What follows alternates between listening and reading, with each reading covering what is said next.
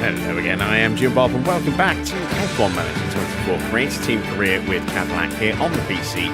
Tonight it is round 13. We are heading to Spa for the Belgian Grand Prix.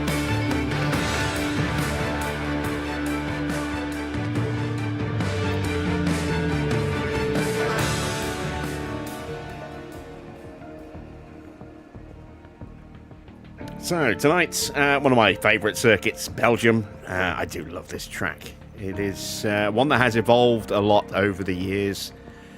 Little changes here, little changes there, reprofiling of certain areas. Eau Rouge Radion's been reprofiled a number of times. The bus stop has completely changed configuration over the years. Yeah, it's just one of those circuits that has gone through some changes, but it's still an absolute fantastic circuit. I love this place, and hopefully we can get a really strong result tonight. Once again, we were pipped to the win by Oscar. He is proving to be very stubborn. this season. He gets ahead of us quickly and then stays ahead, and we just can't catch him for whatever reason. It's frustrating, very frustrating. But hopefully we can outdo him here today. We are going to dive into the performance metrics on the editor in a moment. But before we do that, let me just quickly go back to our prep email. So weather is going to be warm. That will help keep the one-stop a viable option. We have got the threat of light rain through qualifying, which will potentially make things a little interesting. We have some cash on hand, but not enough to buy engines yet. This is not an ideal place to go in with underpowered engines, but if you take a look here, while we are a little slipped here in the medium and high speed especially is not ideal, given that this circuit is almost entirely high-speed corners. The fact that the speed's looking strong and the DRS is strong, as is the dirty air and the tyre wear, will stand us in good stead. The low speed will help us in just like a couple of places. You can see here basically the bus stop chicane and La Source hairpin here will be strong through there. Which it's not much, but I mean, getting a good run out of La Source down the hill towards Eau Rouge, absolutely vital if we want to make sure we hit that DRS zone to have a chance at overtaking down the Kemmel Straight. So yeah, I'm not overly concerned about our slightly weak high speed. It does mean that we may struggle through all of this to stay with Oscar if he gets ahead of us, but we'll see what we can do. Evening Army, evening Wayne, evening Dino. Hello to everyone else who is lurking in the chat as well. As always, please feel free to say hello. If you've got any questions, ask away. We'll see what we can do to answer those for you. Let's see then. So we've had a quick glance at what the car looks like according to this. Let's dive into the performance metrics a little bit more in depth on the database editor.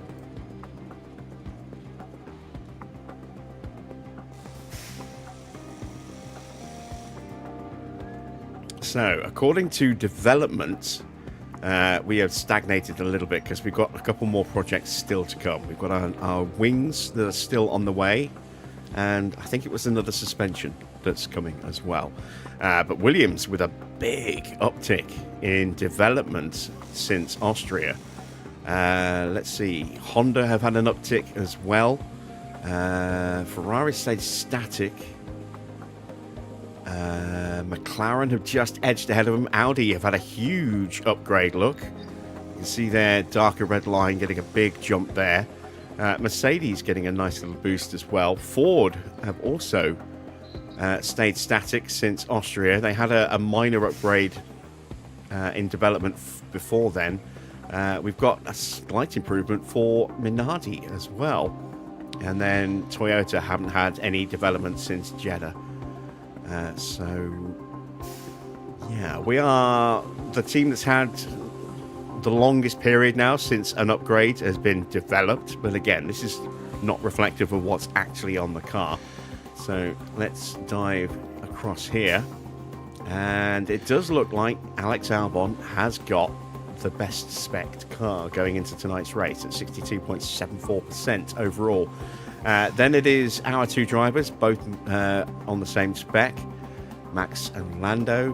Then the second Williams of Colapinto just there. Schumacher's Ferrari. No wonder Mick was looking quick yesterday at times. He's currently the fifth fastest car on the grid. Then it is number 6, that's Hadjar. Then Charles Leclerc, George Russell, Jack Doohan, Bortoletto, Oscar in 11th, Gasly 0.01% lower in the second Ford there. Then we've got Lawson and Drukovic, Fornaroli and Mini. I'm not quite sure which way they're around. I think Fornaroli's number 79, so I think that's Mini. There is Antonelli. And then we've got number 41, that is Arvid Lindblad, that's Teo. Suzuki, Tsunoda, randomly just choosing the wrong Japanese driver's name there.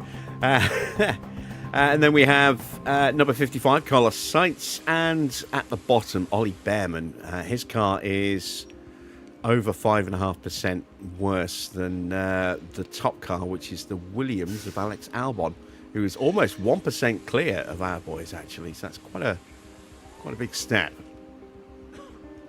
And then this is tonight's calendar. So here we are. It's an F2 and F3 weekend as well. No sprint. We've seen the weather there. We go to Baku for a sprint tomorrow, and then we finish the week at Silverstone for round 15.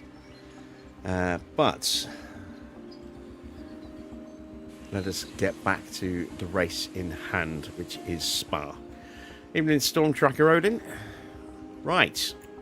Where are we in terms of developments? 9 days. Oh, it's a chassis, not a suspension. It's a research project, that's the suspension. So the chassis is 9 days away, and then they take 9 days each to build. So 27 days until we've got a pair of those. Then we've got 2.5 weeks apiece for the wings. They take 3 days apiece to build. So 6 days after that, 24 days. So what's that? That's 3.5 weeks away. And we will have 2 wings for, front and back, a set for both cars. So how long is that going to be in terms of the schedule? I think we've got our mid-season break coming up after Baku. So we won't have any upgrades in time for Baku, but then all of those upgrades should be ready for Silverstone. So when we go to Silverstone on Friday, we should have new chassis, front wings and rear wings on the car, and hopefully a nice big uptick in performance. So that'll be good. We've got a sponsor agreement coming up at the end of the month after Baku as well. Just there, that will be a nice injection of extra cash. What is this? Oh yes, it's our board review, isn't it? After Baku. Right.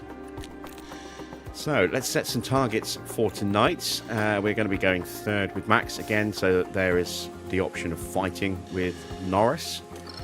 And fourth is the option for Norris there. Right, off we go to Spa.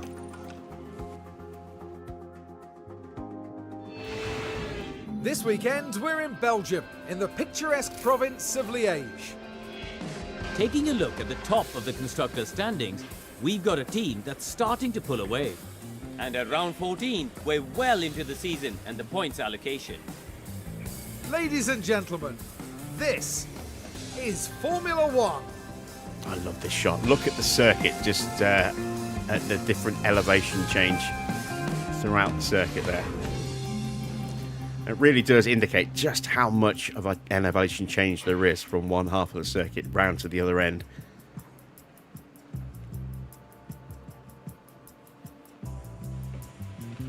Right.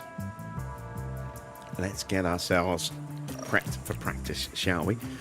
So, let's take a look at our car parts. We killed an engine not too long ago. We're going to have to run the 79 engine tonight rather than the 52. We can't go in underpowered here, really. Especially with the lack of high-speed performance. ERS, we can put that in for practice as well. And gearbox. We still have that spare gearbox. We'll go with this one, the 30%. There we go. So that's our practice parts set up for Max. Let's also do the run plan. 15 laps will be fine. That's what you want. If you want to do 2 separate runs, we will probably run less than 15 laps, because we'll probably have to change the setup a bit. And then, yeah, not blessed with options for Norris engine-wise, because we killed that one. However, we have got him a new ERS and gearbox already purchased. Hopefully we'll have enough money after Baku to buy him a new engine as well, and maybe even a new engine for Max.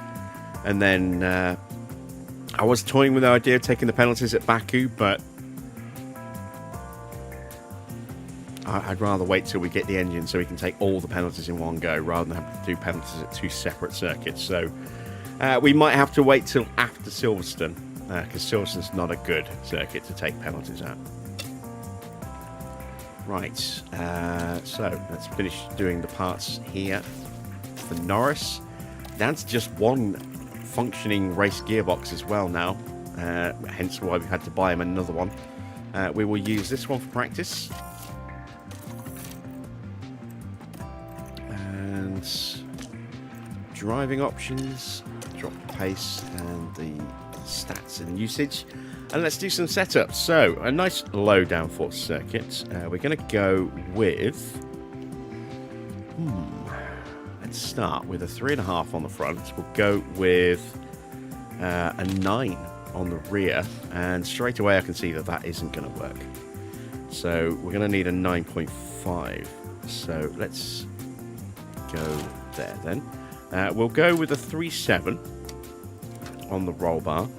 And then we want to go quite high, I think, with both the camber and the toe. Let's go, not all the way up, let's go there and there. And then we can tweak based on that first round of feedback. So let's have a look at max. What can we get away with max? Again, we want to start with quite a low-ish front wing. Can we go 9 here? Might be able to get away with a 9 around this circuit. Let's give that a go. We'll go with 2.8. And then on this one, we will go all the way up on both of those. Because we're running a slightly different configuration here. And this will either be a 9 or a 9.5, I would imagine. We're right on the very, very edge of the, albeit very large, box. So... we might nail it. It still might be way off. It might actually be a 10, but I don't think it will be. And with that, we are ready to hit the track. We'll use the hard tyres in this session, and then not sure whether we'll use mediums in both of the next 2 sets or not. So now we have green light.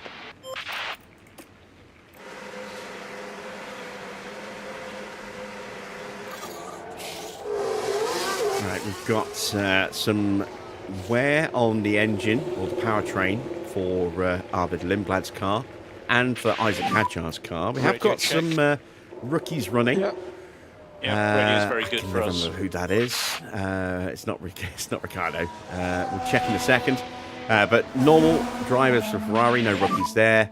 And radio Amato is in at Ford. Yeah, good. Erdekoven is in at HiTech. Jackson Chisholm is in at Williams.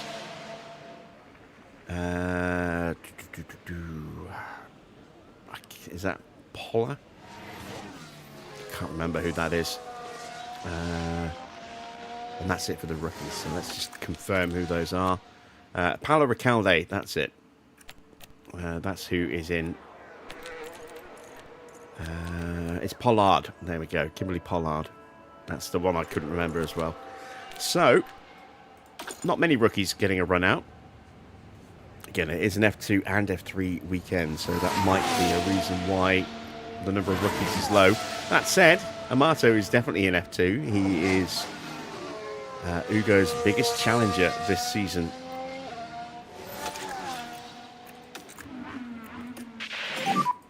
Try to reduce curve It does seem usage as though on we have the something measure car. of him so far. Yep. Right, let's speed him up and see what they think of those setups.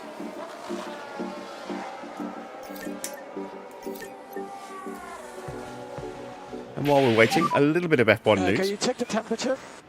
Demolition has started at Albert Park in Australia. They are demolishing the paddock facilities. And try to They're going to keep be the completely temperature. rebuilt and revamped. Probably won't be ready for next season. So I think it will be temporary buildings next year for the teams. And then those new facilities should be fully up and running for 2028.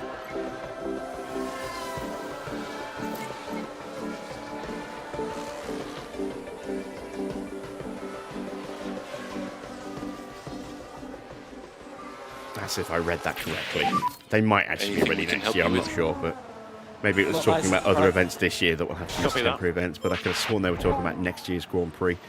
Let's see. Feedback from Max is 80%. So that to me suggests that the roll bar and the rear wing both need to change.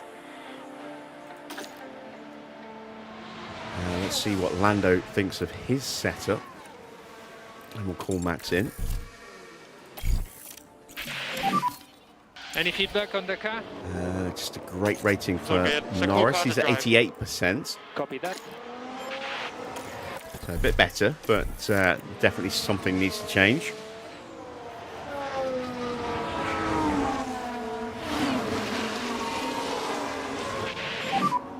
Confirming you are boxing this lap.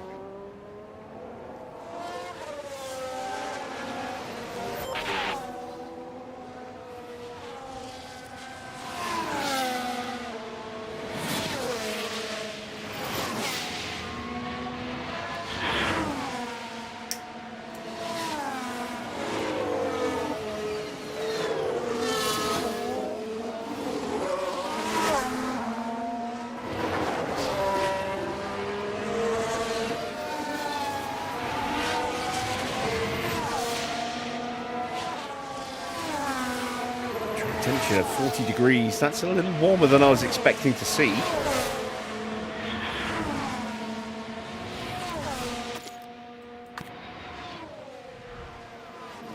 Shouldn't be too much of an issue if that's the kind of track temperature we see on race day, unless we're stuck in dirty air for a long time and then Make sure your limiter is may on. push tyre If you temps can up a stop little on the bit. marks.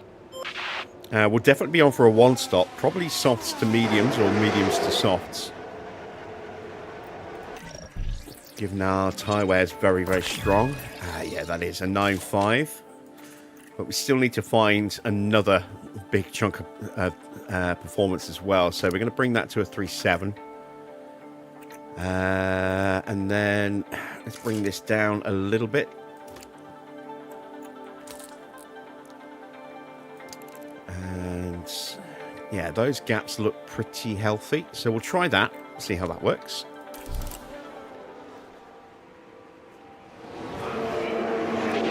As in comes Yuki Lando Tsunoda. Speed limiter on. And stop on the marks. And here comes Norris. Yeah, if you watch some older Spa Grand Prix from the 90s, the whole entrance here to the bus stop is very, very different. The track used to come around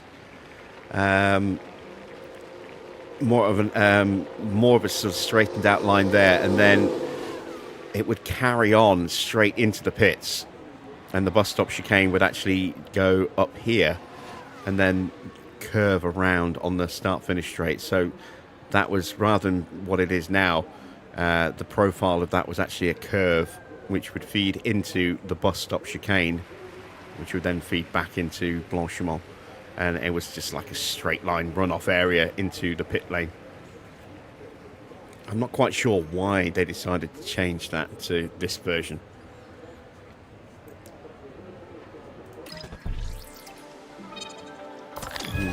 This could go either way. I think it's more likely it's going to come in than go out. So let's do that. Let's go with a 4.6. Then we've got a small change there, there, and there. Is that going to be enough? Might be enough. Might need to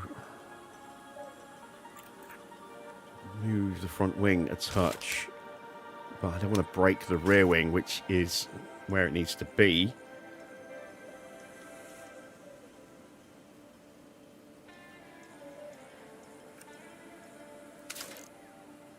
Let's do that. Let's stick an extra little bit there and just bring that back in a bit as well.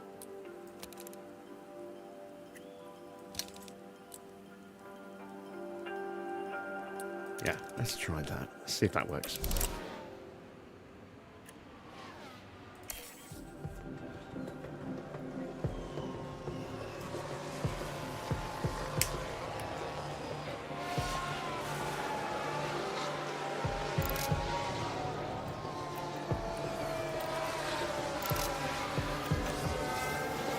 So we'll send them out for another quick feedback blast. As soon as we get that feedback, we'll call them in, and that'll be job done for this session.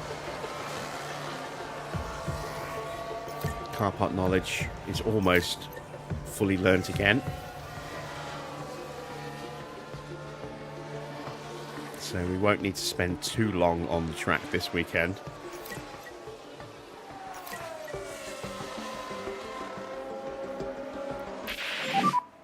And try to work on your front tires.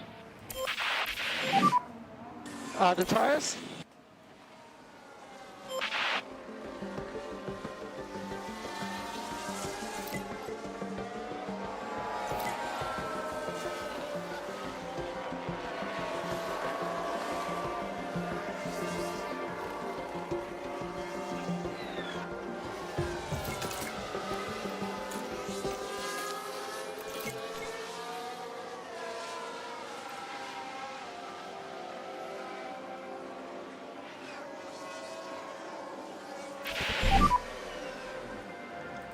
Okay, Max's engine's starting to get into risky territory.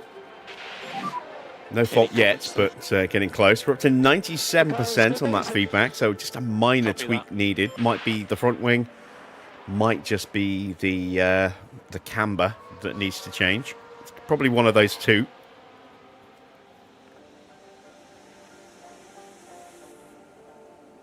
And let's see what Norris feels.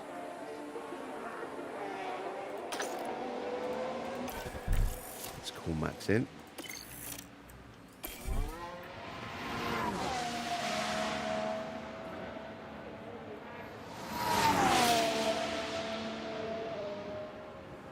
So both Lindblad's car and Hadjar's car will get that faulty engine part replaced at the end of this session.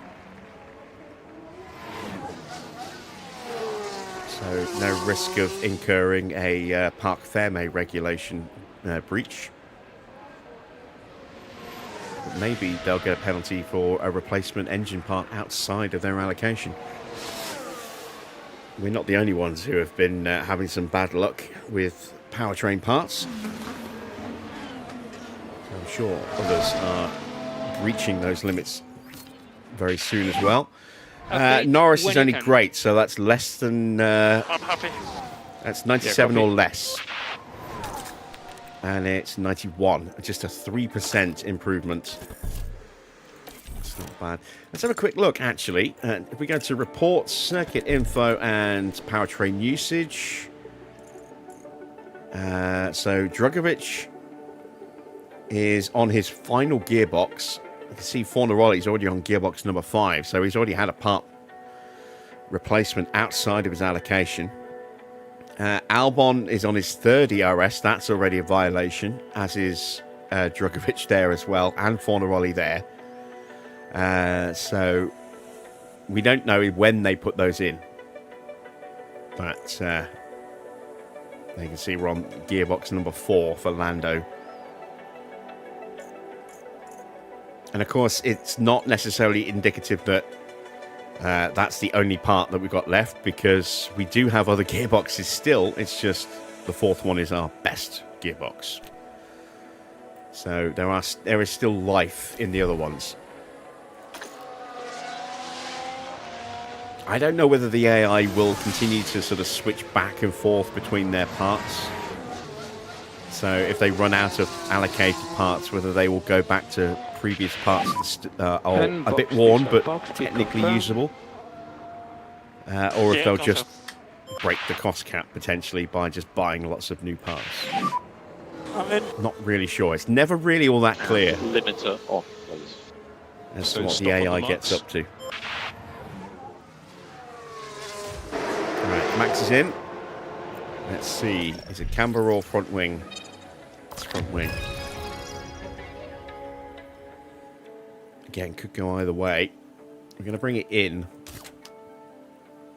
just a touch and then push that up to a 3.5 to rebalance those and hope that that stays fixed. And we'll see if that works in the next session. Sainz pulls into the pits. Right, there is Norris.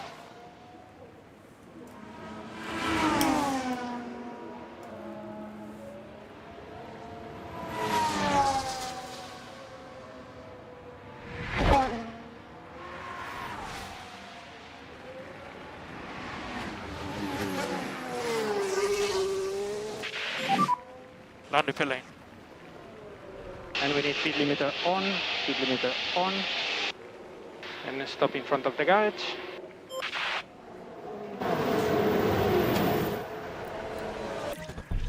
All right, what do we need to fix? Ooh, okay, so we're off there and we're off there by quite a bit. So that's going to need to be about there. We're going to need to go further that way, I think. We're going to need to push... Oh, maybe not. Going to need to bring that down to rebalance that. We'll put that right on that edge there. That is still within kind of acceptable limits. That looks a good enough sized gap. That's still nice and small. That might be it. And again, we'll find out in the next session. We are done with practice 1. Just 15 minutes left for the AI to do whatever they want to get up to.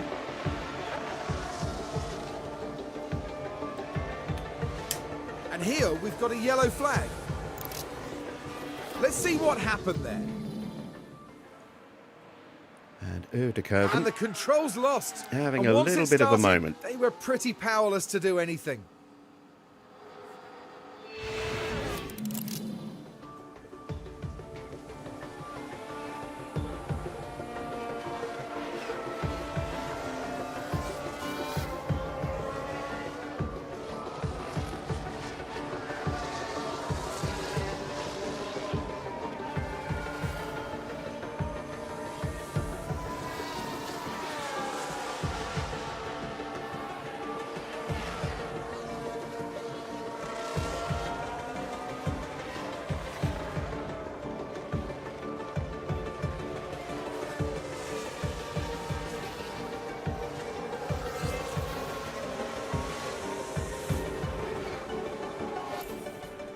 There we go.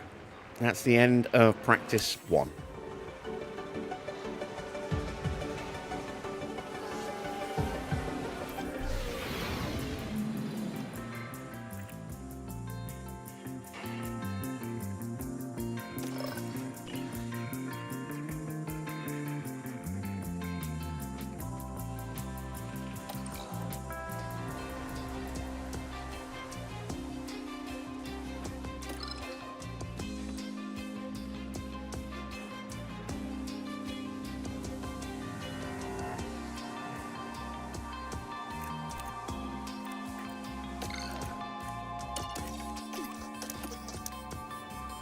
Alright, into practice 2. Again, just going to get that feedback, and that will probably be all we'll need. We're at 48% prep without feedback on the setups. So by the time we get that feedback, our drivers should be around about 50%. And if we've nailed the setups, that means they're then done. We might not be that lucky, though. Let's see. Green light.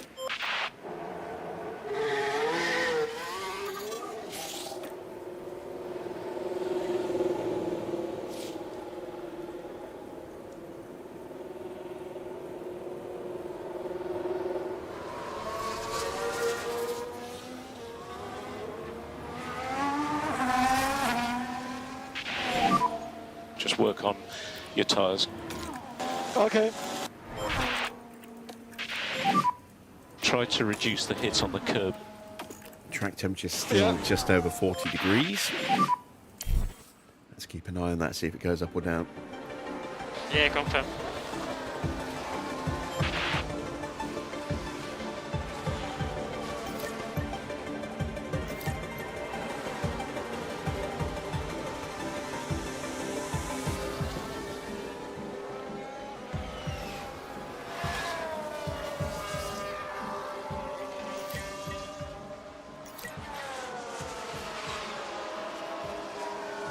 I've got some cloud cover coming up in a few minutes, so the track temperature theoretically should dip a little bit.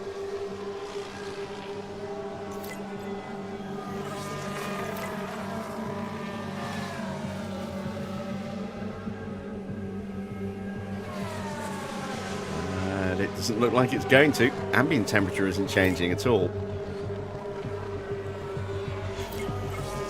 sometimes the track temperature doesn't seem to behave the way you would expect.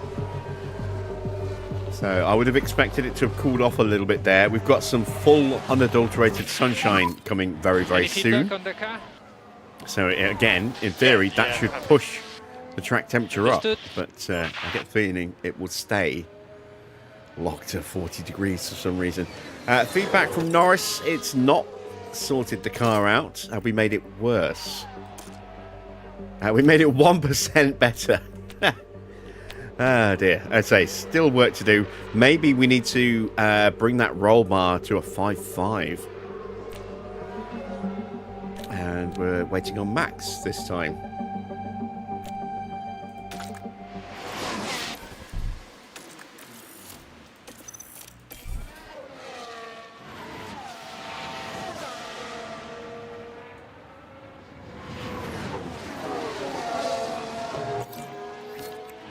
Go. Optimal, so it's 97 to 100. It's in that window. I think, hopefully, we might have actually nailed that one.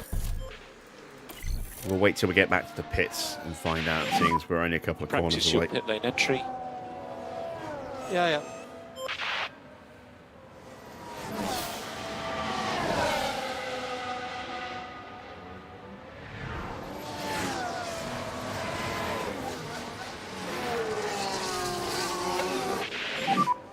I'm in. So limiter should be on now. Okay, so stopping on the marks.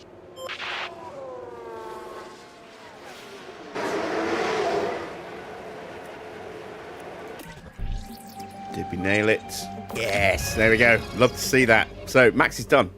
We don't need to send him back out again for the rest of practice now. What about Lando? Let the pit lane. There will be speed limiter on, please. Stop in front of the garage.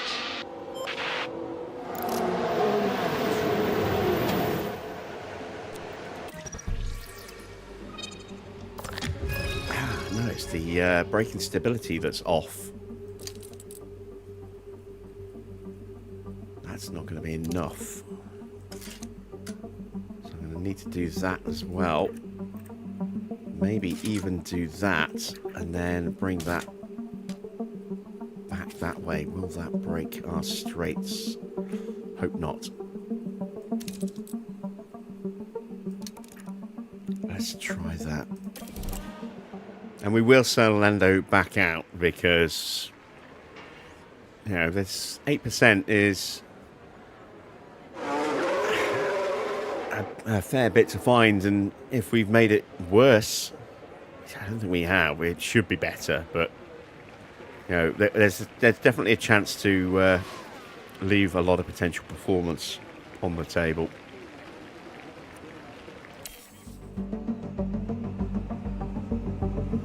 Norris has been in good form recently, so we want to make sure that we give him the best possible tools.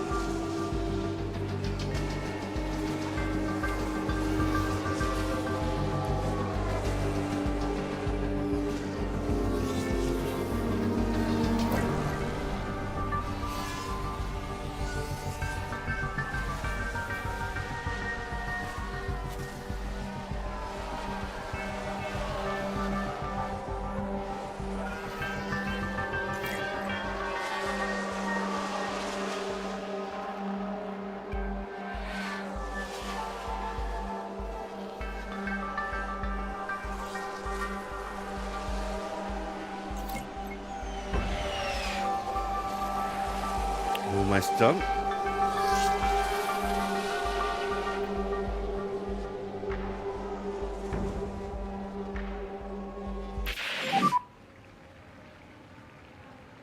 Yeah, track temperature has not changed at all. We need to work on the tires, keep the temperature on the tires. I wonder if it'll stay like that on race day.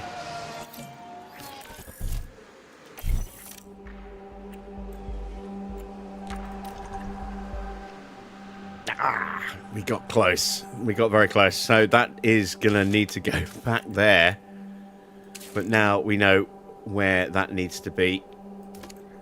And then that. Let's put that back to there as well. That should be it. And that one would just leave the chance.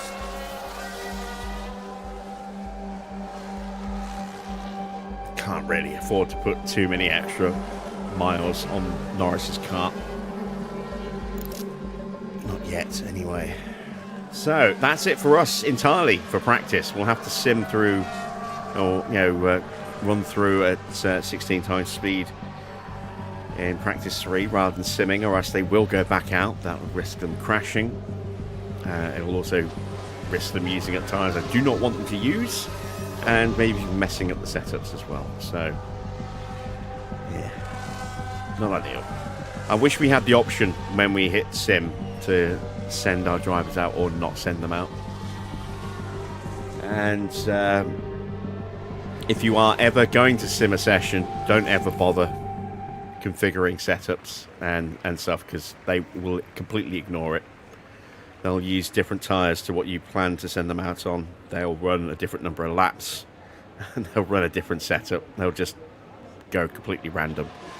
So save yourself that hassle of going through all that prep and then hitting the simulate button, and it ignores everything you suggest.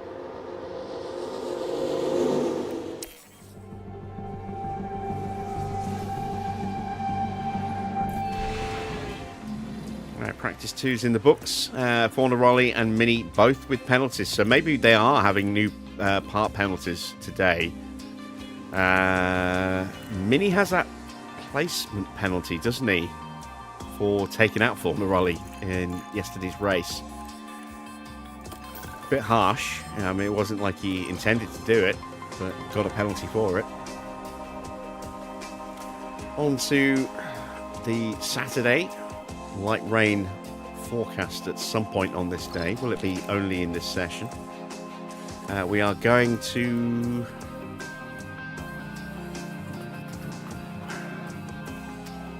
We're going to send them out. In fact, no, we're not going to send them out at all, are we? I was going to say I might send them out to do a lap on the mediums, but I'd rather keep the mediums in case we get an early safety car or something like that. So... yeah, there we go.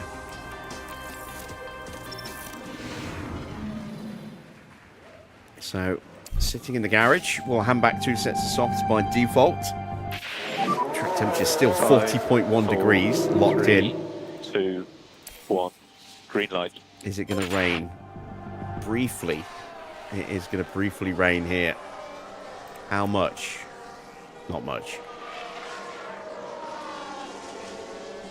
And let's see if the track temperature changes at all.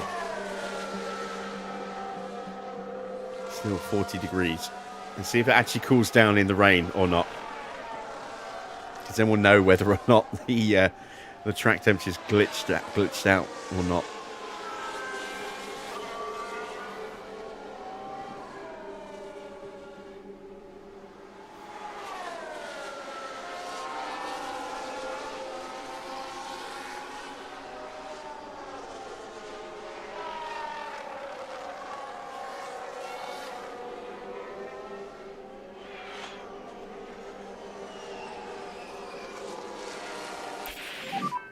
Rain in 10 minutes.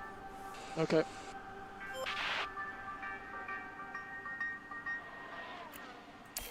All right, getting close to the wet weather. Let's see what happens.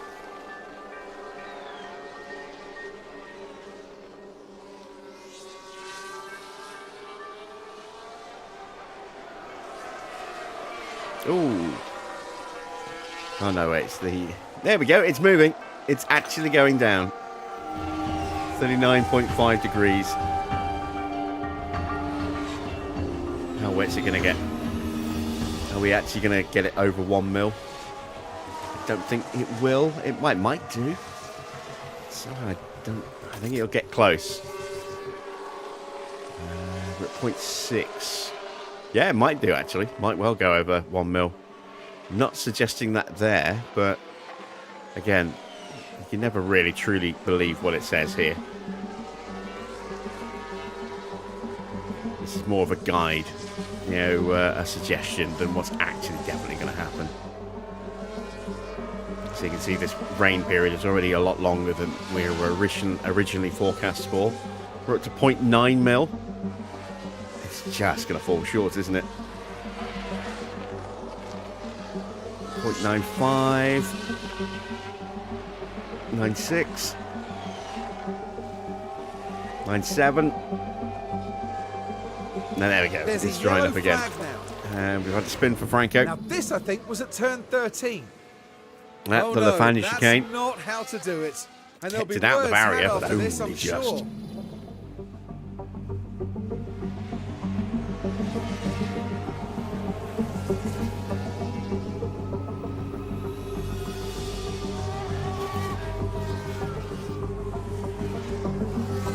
And then Porsche. Now this is turn 6. Just a bit too wide at that point, and they might want to take a look at the floor of the car Just there because on the that exit of won't do it the any Lake good. Com chicane.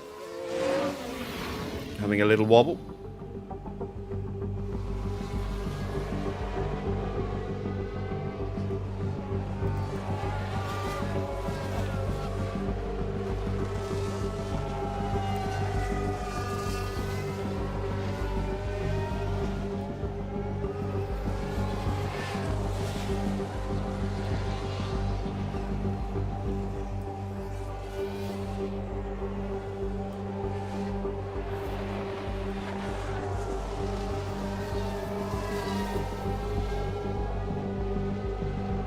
And we're back to 40.1 degrees. Yeah, I think it is locked to that temperature in dry weather for some reason. It's very strange.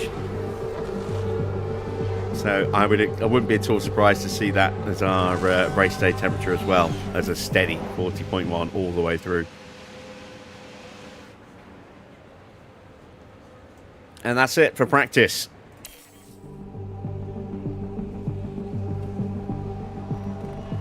And despite having one of the worst cars on the grid, Antonelli is still right up there. Again, look. Leclerc also looking pretty quick. Albon's been near the top of the timings in all sessions, which you would expect given he has the best car on paper. Right. Up next, qualifying.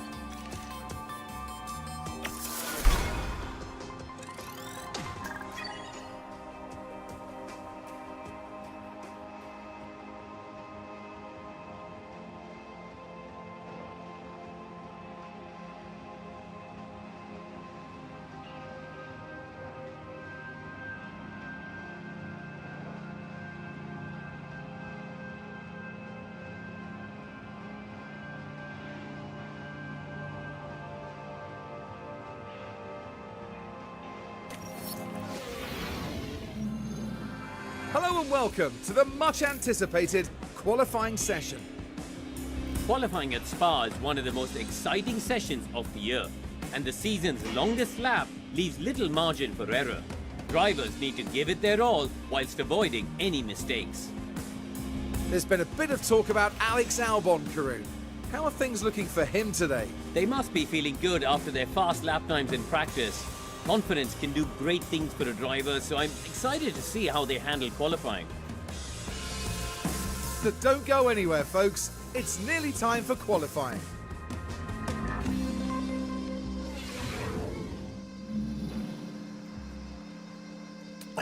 We are going to have a wet quali look. 1.53 mil on track. You can see the inters are fixed to the car. And again, you can see very clearly that the tyre treads go in opposite directions on different sides of the car. It bugs me. It just bugs me. It's one of those little things. Shouldn't bug me, but it does. Right. Best engine for what is a very fast circuit. And we'll go with that gearbox. There we go. Moving over to Lando. Our only race-worthy engine. That ERS will be fine for this weekend, and then we'll potentially be into fault territory for the next one, and then our only race-worthy gearbox at the moment without taking a penalty. Right.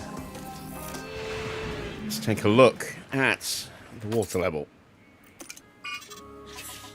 It's going to dip a little bit about halfway through the session. It's going to stay pretty consistent though by the look of it. Track temperature 38.4 degrees, but it's wet. Let's see if it goes up to 40.1 as soon as it dries out. Green light. Looks like Albon will be the first one out on track. Is Mini going to get out just in front of Lando or just after? Oh, Mini's actually going to be the first one on track by the look of it. He is. And Albon's come out right behind us. So Albon's going to get a very nice tow off the back of Lando. And everyone coming out early, which I'm a little surprised by.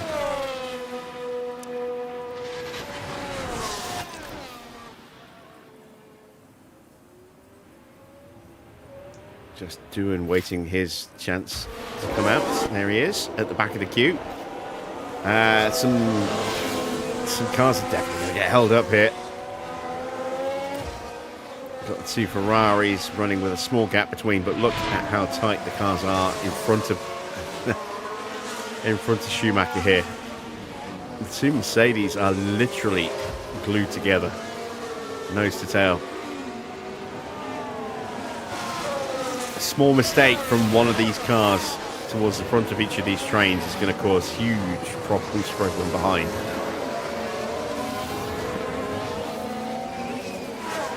And a lock-up from somebody could spell disaster for everybody in front of them. Especially here at the bus stop. How many times have we seen someone just going in at full speed, locking up the brakes and just smashing through a couple of cars and taking them out there? I'll be tempting fate by even talking about that. Let's see. Norris has got a nice bit of clear air in front of him. Mini's not so far ahead that we will get hit with dirty air. But if we close in on them, we might get a little bit of a tow. More likely, we're just going to get held up a little bit. And then Max has a nice bit of clean air and a lot of cars behind him. Clear, track clear. Tires button off for last corner. Tyre temps look good. You should have no traffic issues.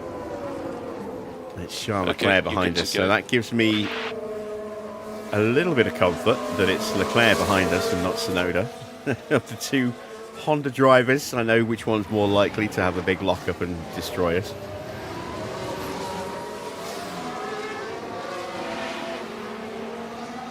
Man, I'm just tempting fate all over the shop today, aren't I? All right, Norris into the end of the first sector is 2 tenths quicker than Mini. Albon tucked it right behind, gets an extra 10th. Thanks to that slipstream. How close is he? Pretty close. Let's see, what does Max do? 32.7.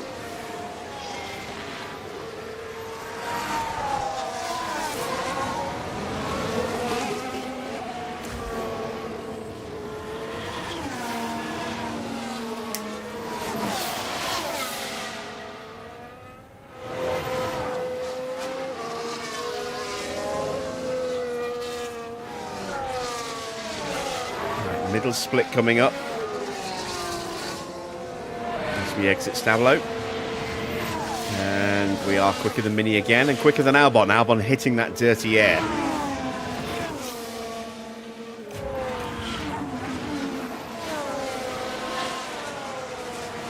Max also looking pretty good in the middle sector. We are the two quickest in the middle sector so far, which surprises me because on paper, our our high-speed cornering is not great. Albon goes quicker than us by 0.002 of a second. That slipstream in the first and final sectors, just giving him a tiny, tiny edge. Where's Max going to pop up? Yeah, okay. He goes top. Currently P1. Oscar top in the middle sector now, just ahead of Verstappen. 44.9, but goes purple. He crosses the line and he splits us and Albon by just 0.005 of a second ahead of Albon. And that's everybody done on their first run, and Gasly has got a lot of work to do, it would seem. A long way off.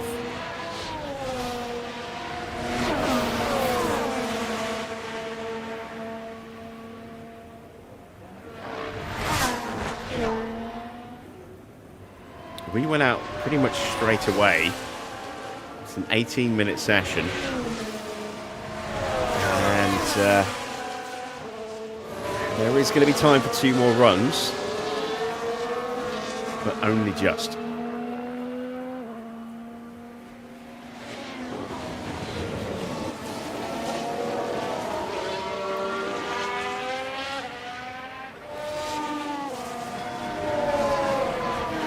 We're not going to go for 2 more runs, so we're going to stick a bit more fuel in, keep the same tyres on, and we're just going to let that track dry up just a little bit, and then wait for a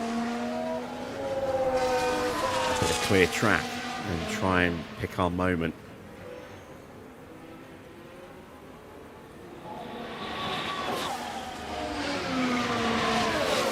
So let's take another look at the radar.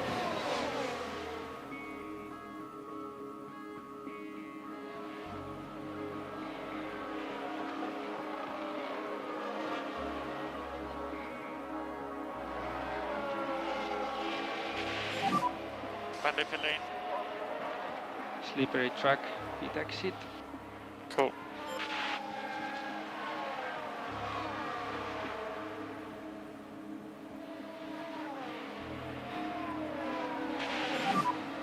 Yeah, I'm in. Box area is very slippery. Yeah.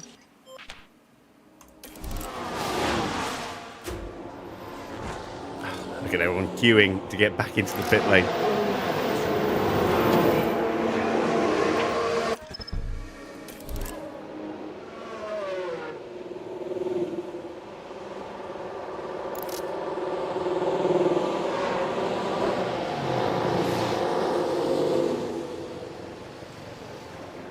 And here comes the last of them.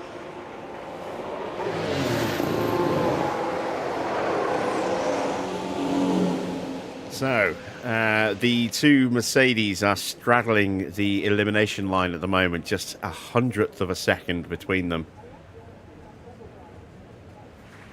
This is the problem when you get so many cars running nose to tail, is that invariably some are just going to get stuck behind a car that is slower than them.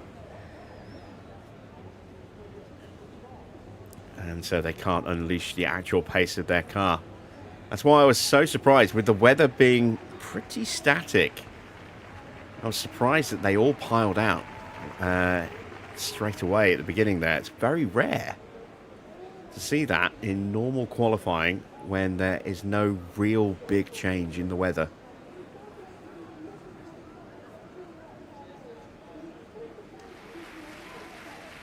And now we wait to see who's going to blink first.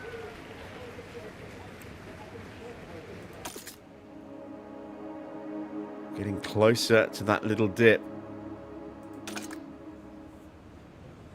Someone's going to go soon, because it is a slow out lap here. I mean, it's 1 minute 50 to do a lap in the wet. So you're talking 2 minutes 20, 2 minutes 30 for an in/out lap.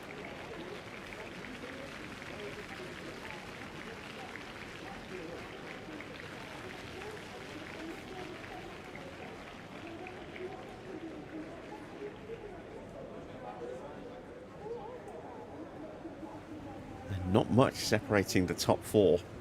Max, Oscar, Alex and Lando all separated by just 0.07 of a second.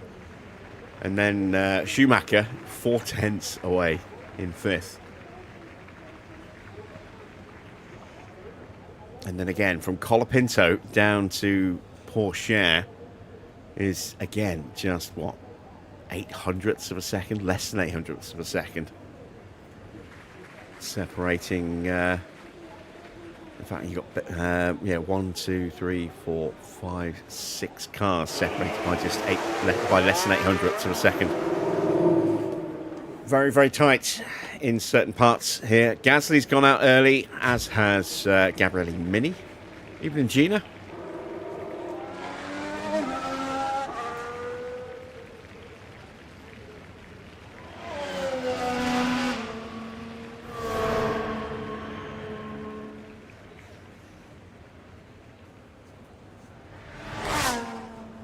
I'm guessing the clocks haven't gone forward in Portugal yet.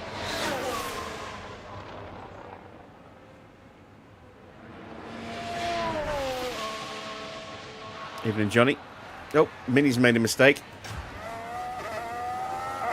Is that a lock-up at Rivage? We've got a yellow flag here. Oh, a spin at Rivage.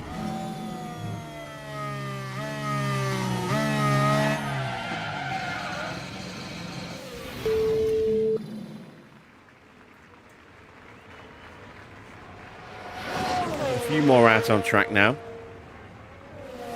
Arvid Lindblad has joined the guys on circuit, as is Alex Albon and Kimi Antonelli. And looks like the other Minardi might... No, that's Albon. That's Lindblad, that's Antonelli, that's Gasly there. Track's actually got a little bit wetter, look. It's gone up. So again, you can't always believe what you see here. Should theoretically be starting to dip now. I suggest it's actually going to be dry in 5 minutes. But I don't think it'll be dry enough for slicks. I think it'll probably still be into territory, but with DRS. So if that is the case, we definitely need to hold on as long as possible before we go out, if DRS is going to come into play.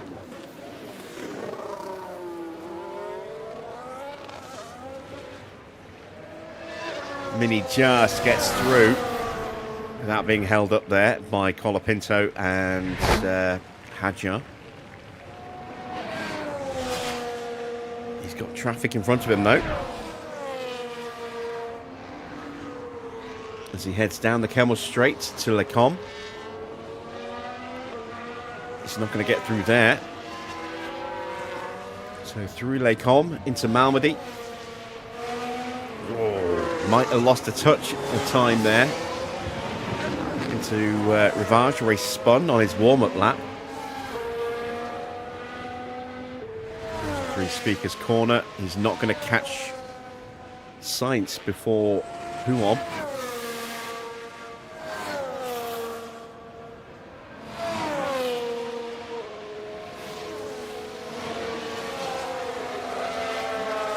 We're going to need to think about going out soon.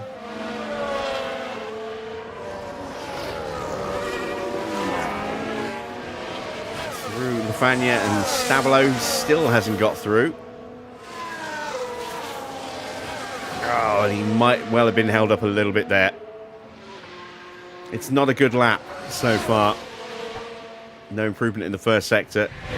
Although not horrible. 45.6. Let's see what Gasly does when he comes through. Evening up, Joe. Gasly's got traffic in the same spot. 45.3. Yeah, I think he got held up there. And the track is starting to dry up. Albon goes purple in the middle sector. Yeah, he definitely looked a little bit quicker coming out of the Stabilos there.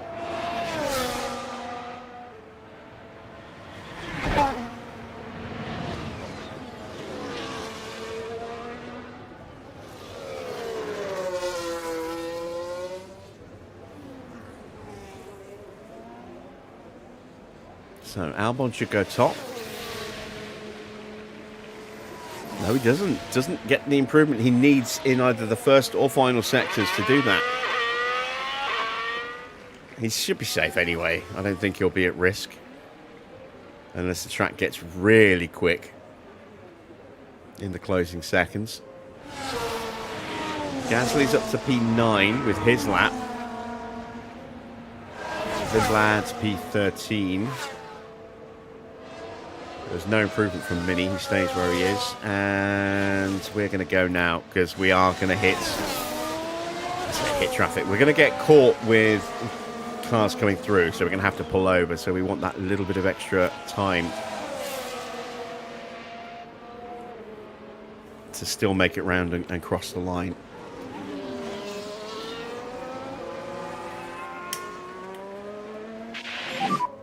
Watch for traffic. Doesn't look like it's going to go dry. Warm up on the brakes. Go fair. So Although watch it out does for the look like next it's car. about to stop raining.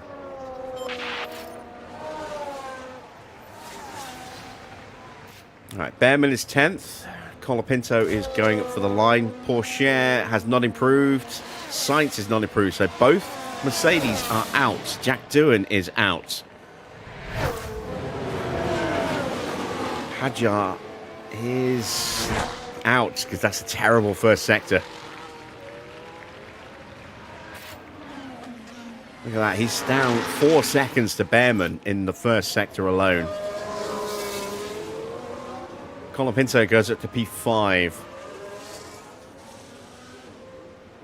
Yeah, Hadjar's out. Bortoletto started his lap. Yuki Tsunoda's about to start his lap.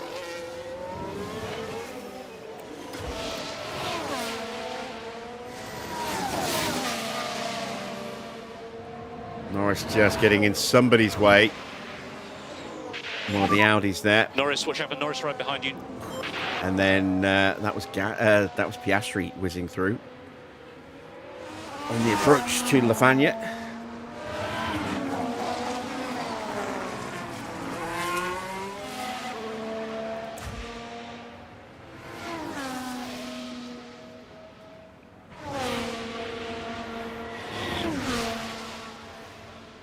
Which Audi was it? Bortoletto.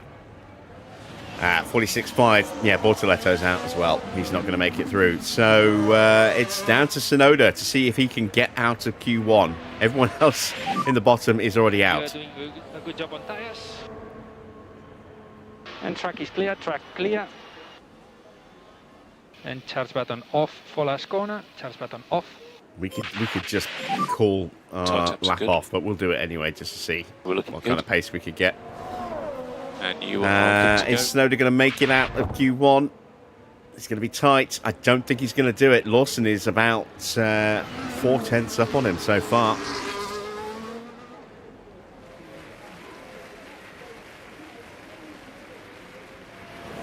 But did have some traffic to get through at Blanchimont. Tsunoda's up to 13th. Can Lawson get a good enough run here in the final sector?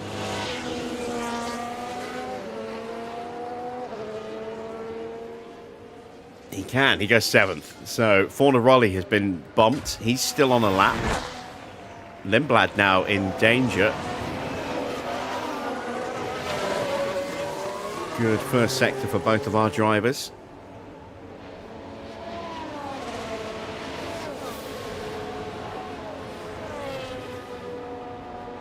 No improvement for Fornaroli. So it is Fornaroli who joins the two Mercedes drivers of Sainz and Porsche. The two Audis of Doohan and Bortoletto, and Isaac Hadjar's McLaren in elimination from Q1. Let's see what sort of time we can set. A little bit of traffic coming up for Max. That's Bortoletto and Piastri in front of him. We're going to catch them on the exit of Stavlos.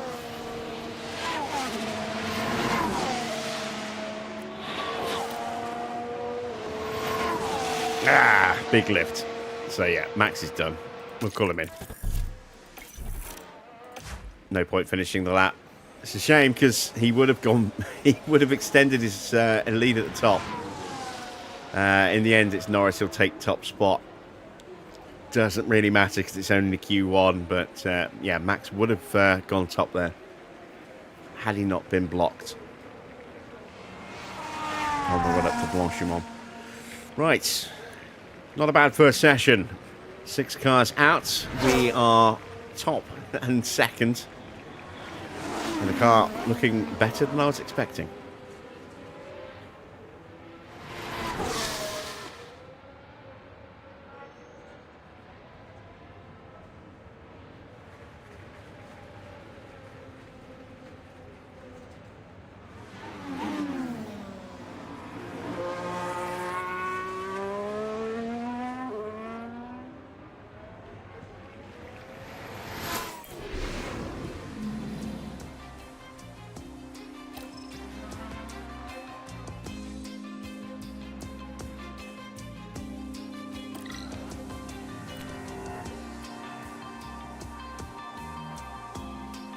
Into Q2, it's going to be wet again. I didn't actually see what the water level is. Let's go back and have a look. Oh, a bit wetter. 2.24 mil this time. We'll use a new set of inters. We're only going to need them for qualifying. Let's see what the weather's going to do. It's going to dry up and then get wetter again. So we do not want to go out until about 11-ish minutes on the clock, I think. Keep an eye on that water level. It should start to go up a little bit if our prediction is accurate before it starts to dip again. Everyone's running out very early. I say everyone. There's a few cars running out early. We've got both the Williams drivers out. Schumacher, Russell, Gasly, Bearman, Mini, Sonoda, Lindblad. It looks like they are all piling out. Do they know something that we don't?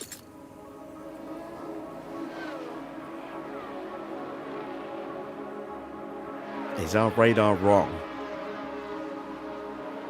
Because it takes so long to go around, even just on an outlap, if you then abort and come back in.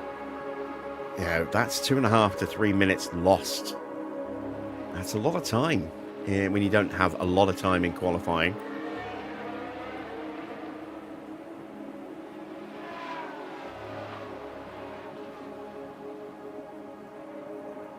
So if we go out now, we're going to be out too early for this dip. Should have upgraded the weather sensor. There's no point. Even a 100% weather sensor is never accurate. It's not worth the expense, both in upgrading it all the way up, and then in terms of just running costs to have a level 5 weather sensor. Because even then, it won't be, you know, whatever you see won't be 100% accurate. It'll just be a prediction based on available data at that point, and then that will change as the session progresses, be it a race or just a practice or qualifying.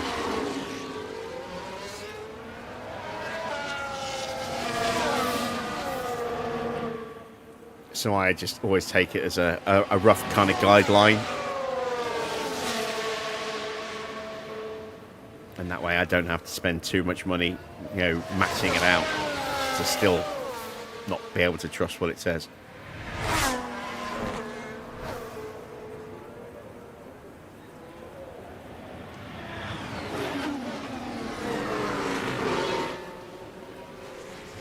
Right, so let's see.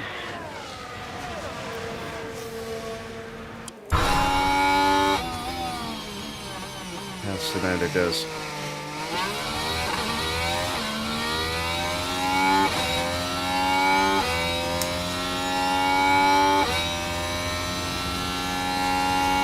Trio of slow-moving cars up ahead. I think they're on push laps. That's Colapinto at the back of this little 3-car train. We've got a very nice slipstream there. Albon is at the back of the next train. He has the best car on paper for this weekend. sat behind George Russell and Yuki Tsunoda. So we're right on board with Alex Albon.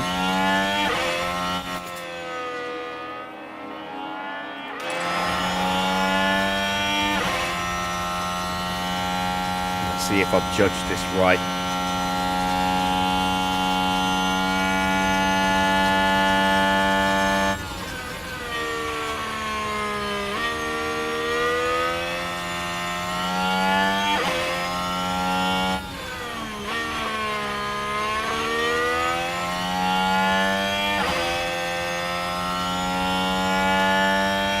So Tsunoda in the clean air at the front of this little three-car train had the best middle sector. Not surprising there. Albon's getting some dirty air off the back of Russell's McLaren. Let's get plenty of brake temperature, if you can, please. And Russell getting dirty air off the back of Tsunoda. But this is where that slipstream will come back with a vengeance.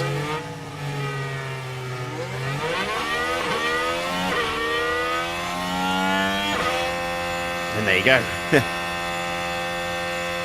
2/10 quicker than Tsunoda. So Albon set the benchmark. Let's see what Leclerc can do. Really quick in the middle sector. Gasly's gone top.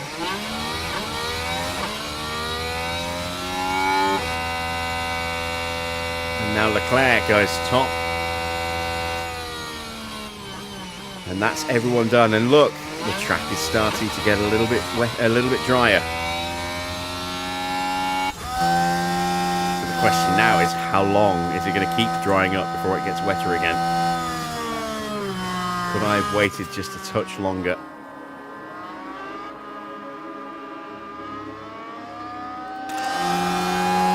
Expect all of those guys to dive straight back out again as soon as they get back to the pits.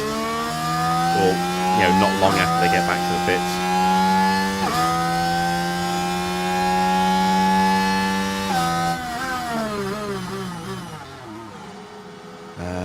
Why are we pulling over? Are we letting a Ferrari go through? Yeah, that was Lawson. And there goes Antonelli. Let's put Max very close. I'm going to tell him not to fight now so I don't ruin the lap for both of our drivers. Piastri's coming up behind us, but will be clear across the line before he gets here. And now we're going to see if we can get through past Lawson and Antonelli cleanly here. Piastri only second. Oh, God damn it. God damn it.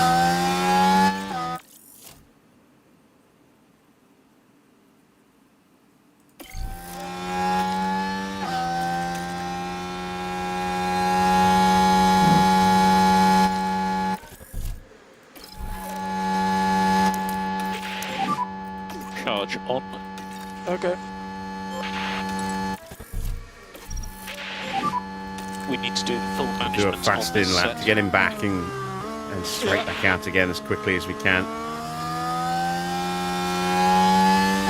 at that, we lost 1.5 seconds to Norris in the opening sector. Oh God, Norris is off. God damn!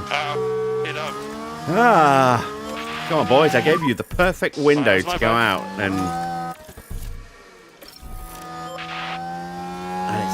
done and dusted.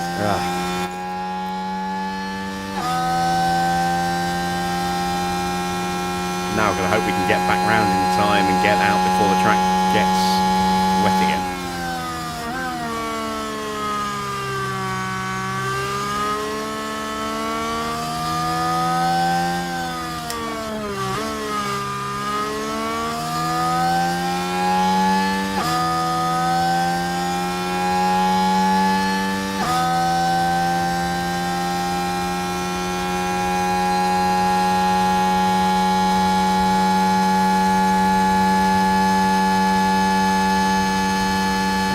Drying up, but as I said, it's a long outlap, so there's no guarantee that it won't start going up the second we leave the pit lane. I'm in. Box there is very slippery. Okay. Everyone else is piling out now, look. Be careful, slippery pit wall. Confirm.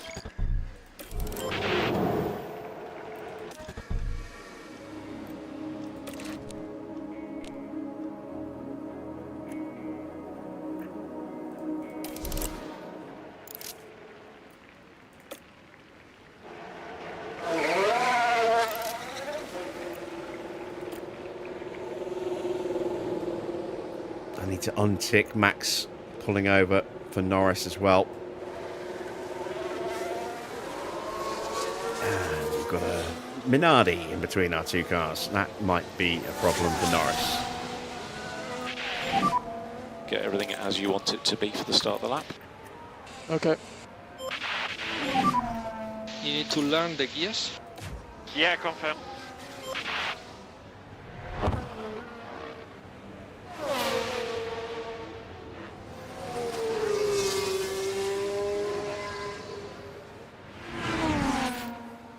The track is still drying up. It shouldn't be at this point. It should be getting wetter again. Again, you can never take this as gospel. It's always a sort of a advisory rather than an actuality.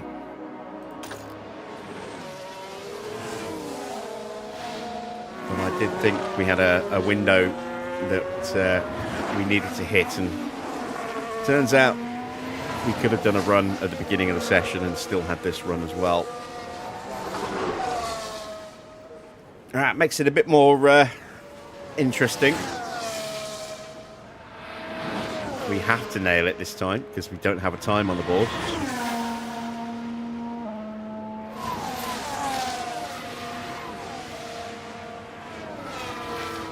And I think the track has just stopped drying.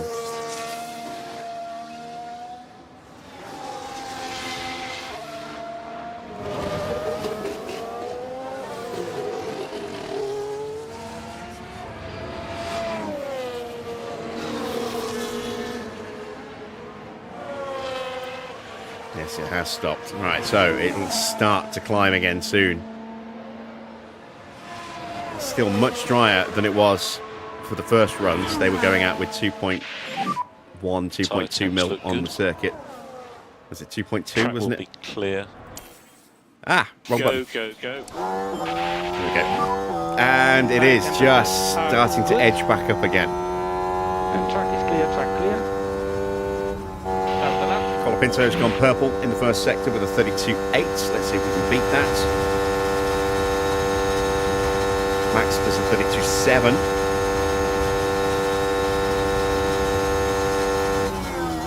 32.9 for Lando.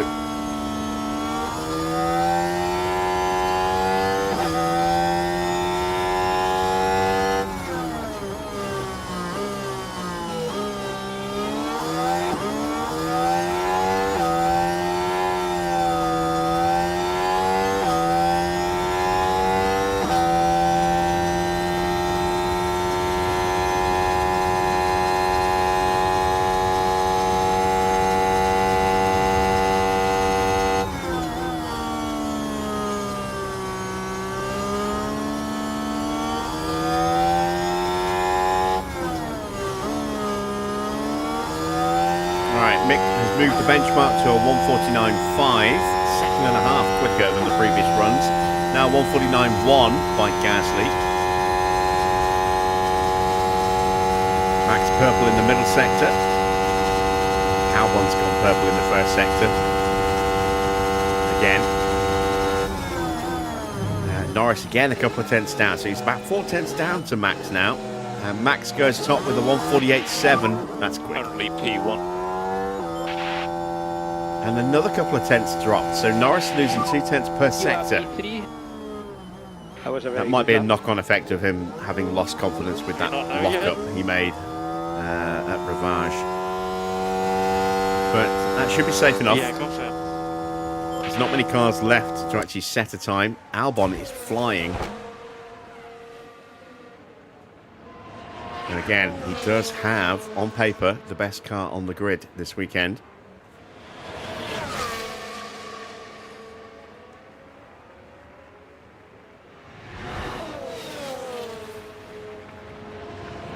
Arctic.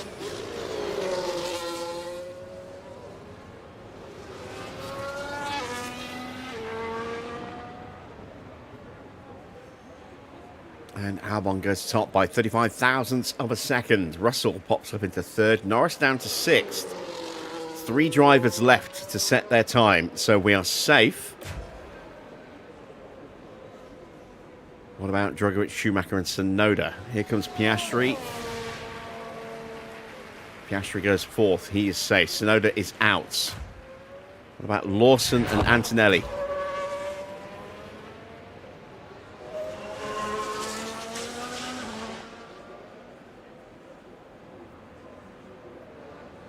Lawson is out. He could not do what he needed to do. What about Kimi?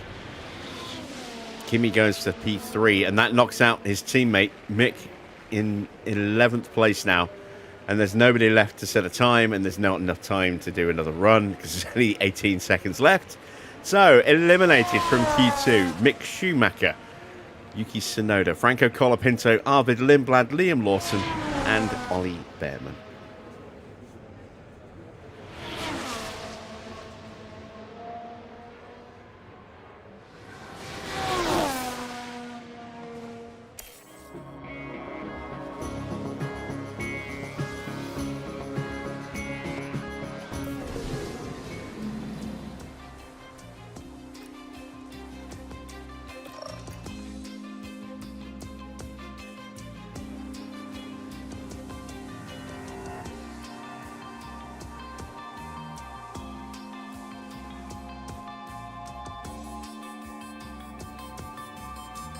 Into Q3. Mini has made the top 10 shootout, but has that minimum of a 3-place penalty to be served.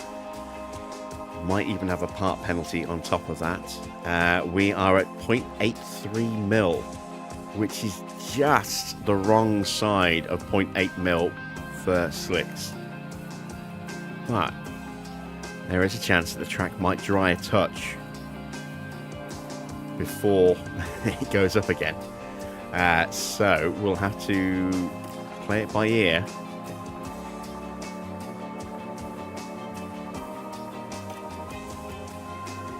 We're going to pause as soon as we get into the session so we can check the weather without losing time.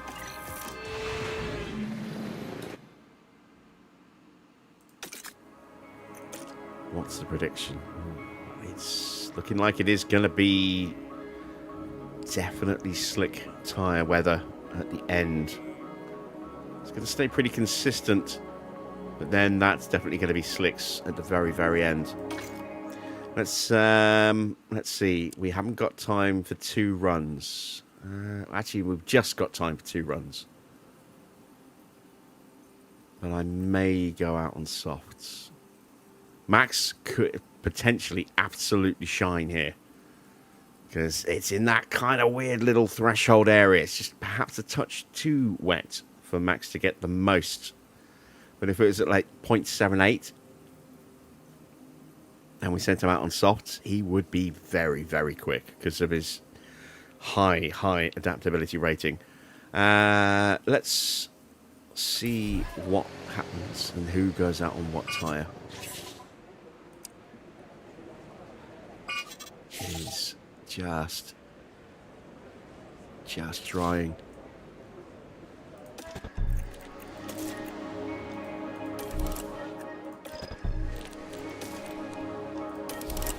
I'm not committing just yet.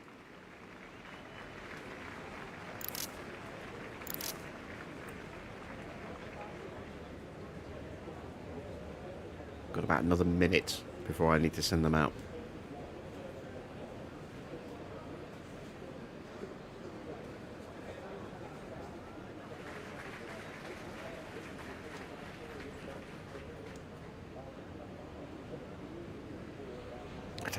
Dry up enough.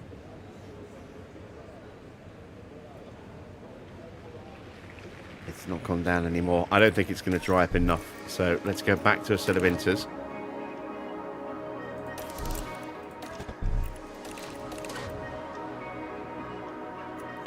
Yeah, we may as well use brand new inters.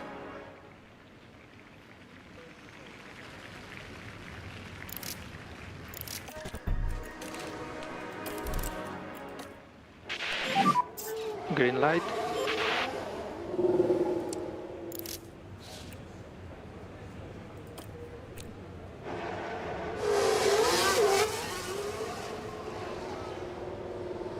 I expect Max will be definitely quicker than Norris on this run.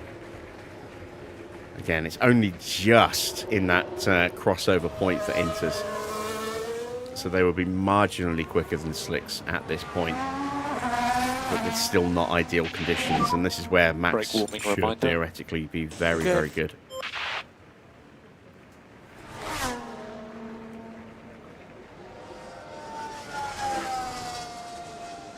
No one else has come out yet. So you're in a good position.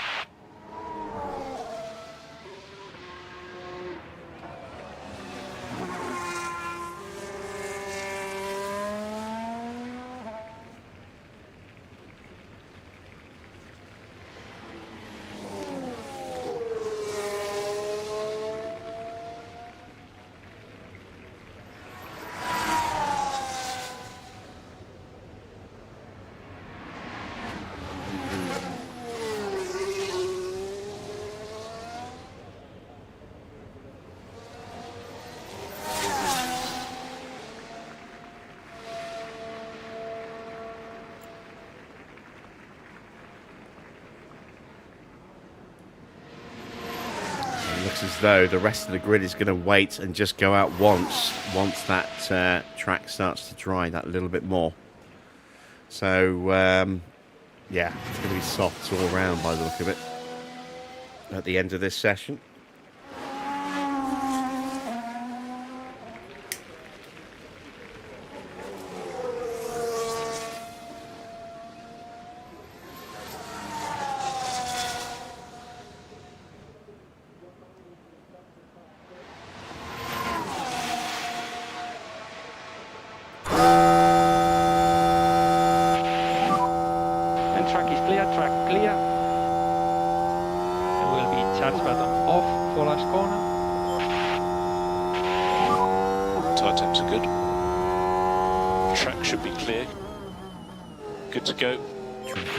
Nobody else is coming out. We're going to wait till the end of the session, it would seem. At least we'll get the chance to get a good banker lap in on the Inters.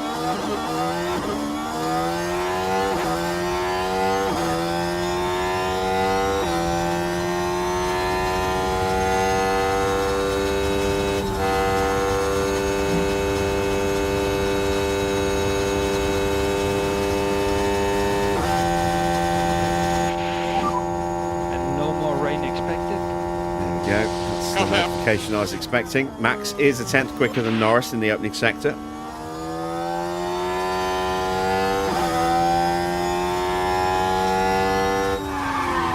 No, Max. Right, let's have a look here as we go into turn 8. Oh, we've seen a few go off the track there. Perhaps a little lapse in concentration, maybe. Okay, at the moment there's yellow flag. Yeah, okay. I'm going to complete the lap because those personal best sectors that he's going to do will help restore some of that confidence loss, and then completing the flying run will also give him a confidence boost as well. It just, instead of being up here, he might be maybe somewhere up here. Surprise, surprise. Norris is quicker than Max in the middle sector.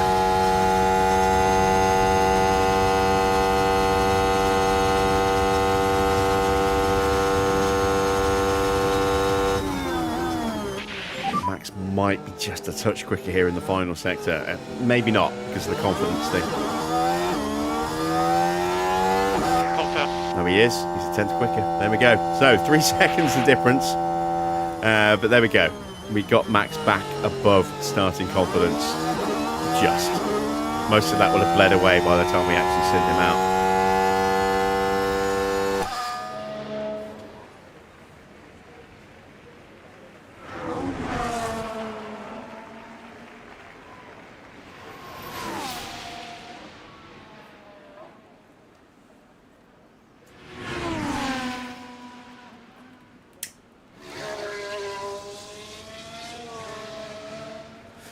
Yeah, that was close. Not going to lie, I was waiting for the crunch of the front wing.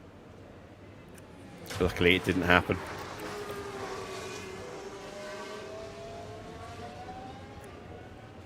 Rain has stopped.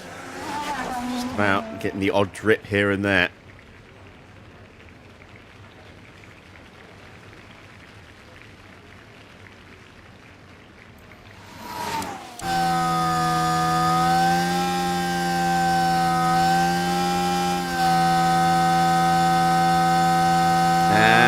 Piastri is out on soft tyres.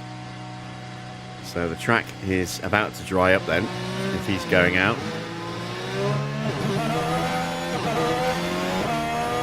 A little earlier than I thought it would go. Maybe he's taking the chance that it might not be ready, but trying to get clean air.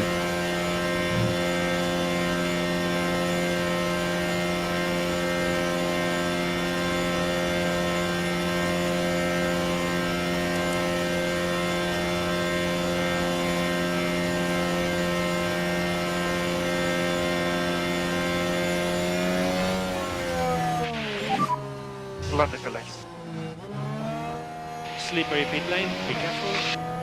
Yeah, confirm. Now goes George Russell. I'm in. Box area is very slippery. Okay. And he's on softs as well. Everyone's going to be out on softs now. Including us. We might get traffic. Yeah, we might. If I go now, then I run the risk of hitting traffic on my push lap. If I wait, I run the risk of getting traffic on my own push lap, traffic on their cool down lap. You see, we are definitely drying. Oh, it's going to get drier and drier and drier as the session goes on. So we want to be out as late as we possibly can here. Drogovic just leaving the pits now. Antonelli's out. Here comes everybody else. So that's everyone else on track now.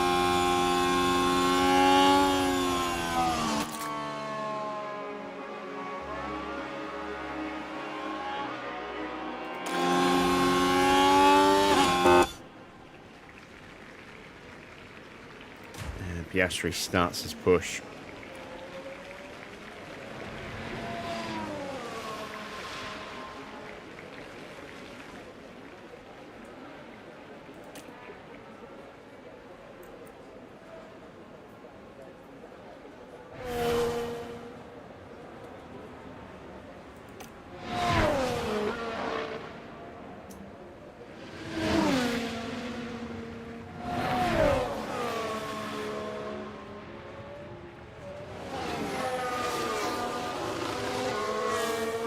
So Piastri is definitely going to hit traffic.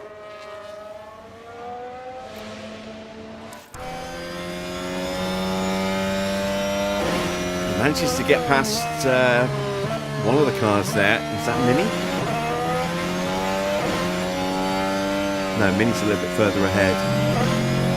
That was Leclerc that he just went past.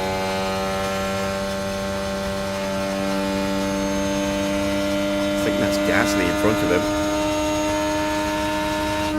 It was. As he goes whizzing past Gasly. 31.5 in the opening sector. It's been a pretty decent middle sector, but now he's hitting traffic through Stabilo.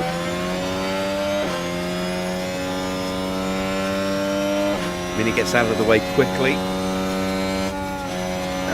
Had to lift to avoid Albon there.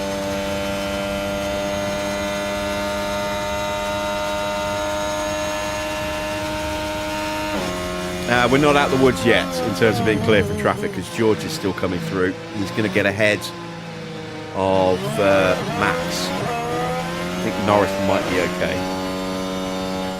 Piastri sets the benchmark then on 145.1. Antonelli very quick in the first sector. Here's George barreling down into Le Fagna.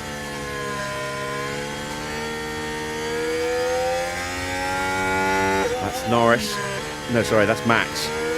Norris is a little bit further up, approaching Blanchimont now.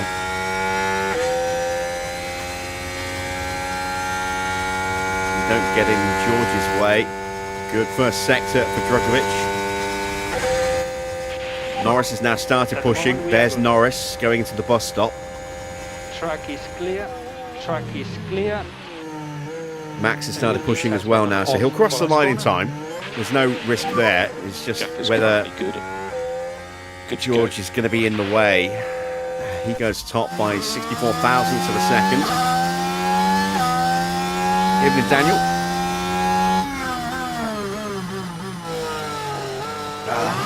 No.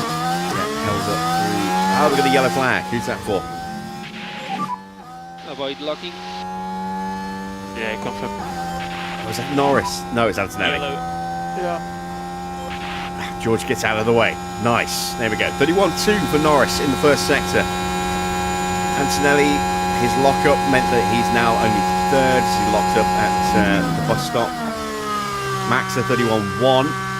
Track's in the best possible condition for us. Drier than everyone else's first sector.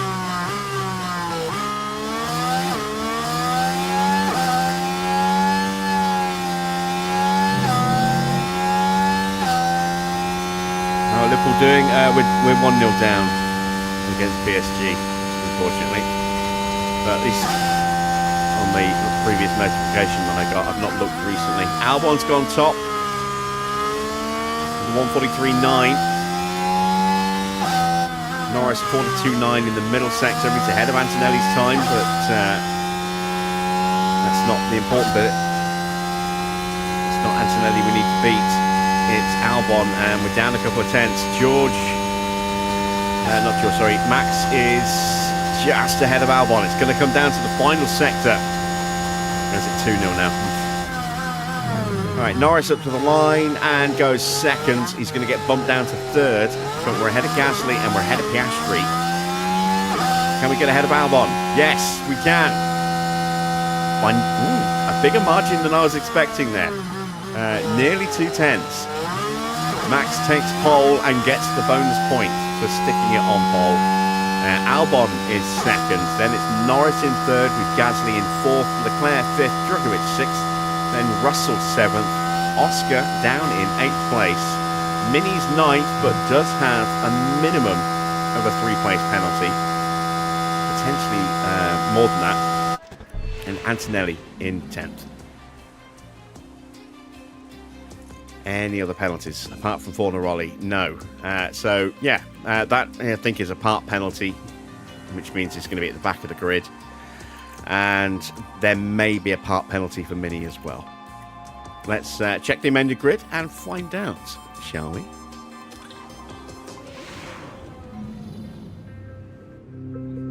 Well, it's a fantastic turnout, as it always is here in Belgium, as we prepare for 44 laps around Spa. Motor car racing didn't have the best of starts at Spa-Francorchamps. Only one driver registered for the very first car race back in 1921, so a motorbike race replaced it instead. Times have changed, and now Spa is a solid fixture on the F1 calendar. Spa-Francorchamps is an F1 favourite, consisting of challenging corners, high speeds, and the chance for drivers to really prove themselves. The long lap has different downforce demands, with sectors 1 and 3 requiring pure speed, and sector 2 a twistier and more technical affair. Tension continues to build here as race day begins.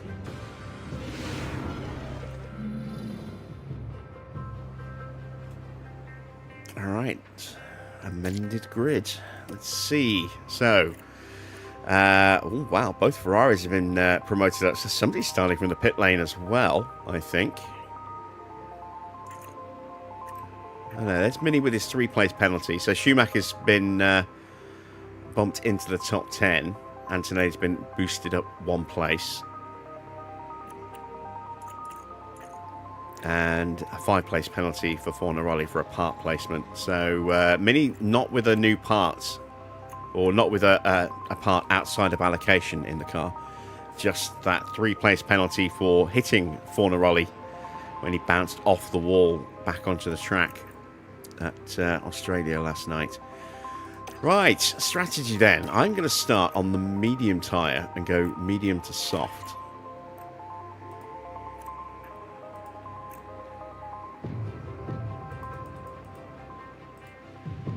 Partly because it's going to be warmer in the first sector. Theoretically, track temperature might just stay glued as it was.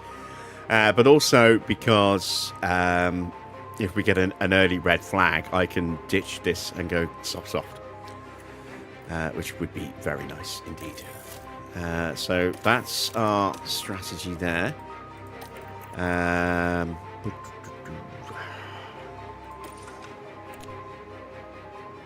Take one lap of fuel out.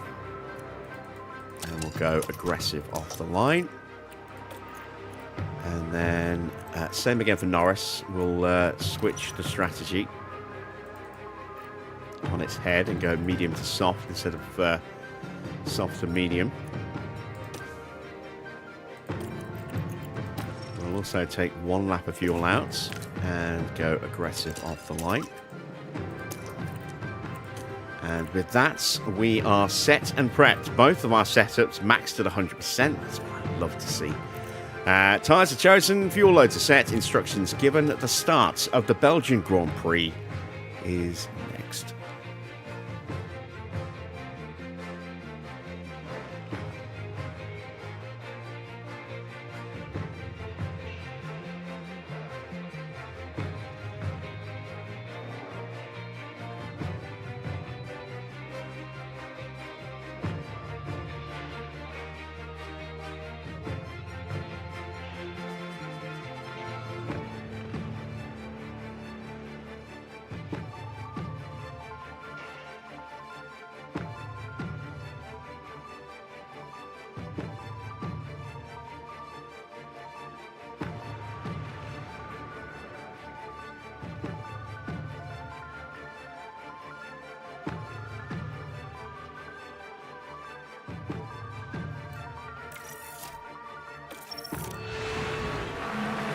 Well then, it's not long until we get started here, and we should be in for a tightly contested race.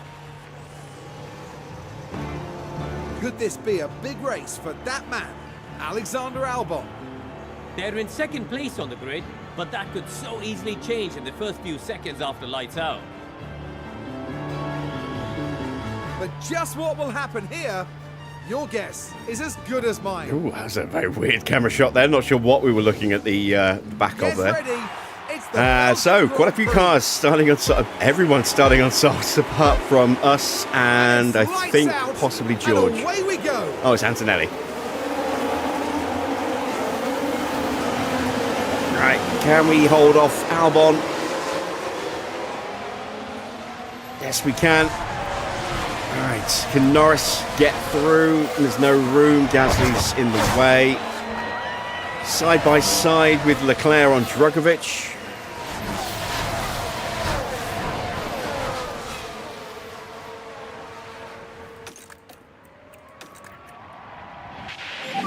Not close enough to have a look. Confirm.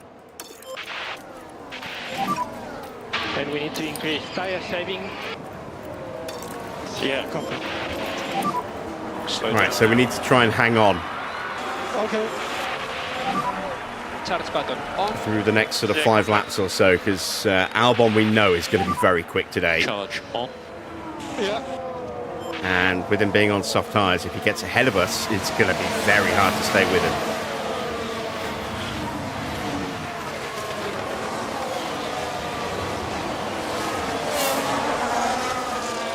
Shame we're losing Spa because of the Madrid getting a race. That's not the main reason that we're losing Spa. The main reason we're losing Spa is money. Spa is going part-time and it's going to alternate with Portimao.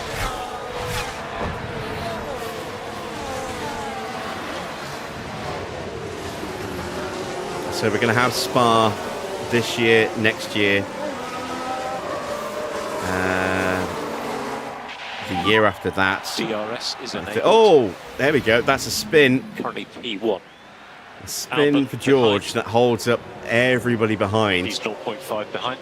And that's created a breakaway gap. Yeah, I think it's this year, next year, 2028, and then it goes part-time from there. So it then goes to 30 and 32. And those years in between will get Portimao. Or maybe it's 26, 27, and then 29, 31, and 28, 30, and 32 for Portimao.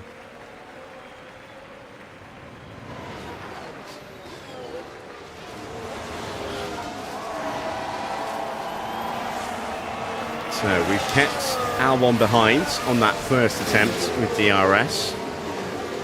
Norris getting some pressure from Felipe Drugovich. Again, anyone who's on softs is going to be very, very hard. It can be very, very aggressive over these next couple of laps. But having said that, Max is actually starting to just gap Albon slightly. Albon should come back at us very hard on this lap. Maybe he's just suffering a little in the dirty air.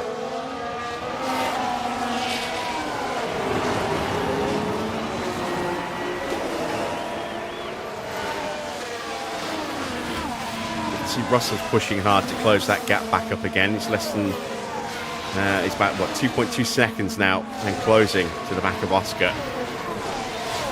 So he's pushing his tyres and dumping his battery to close that gap back up again. Albon has pushed up and is having a look at Max. He'll get through.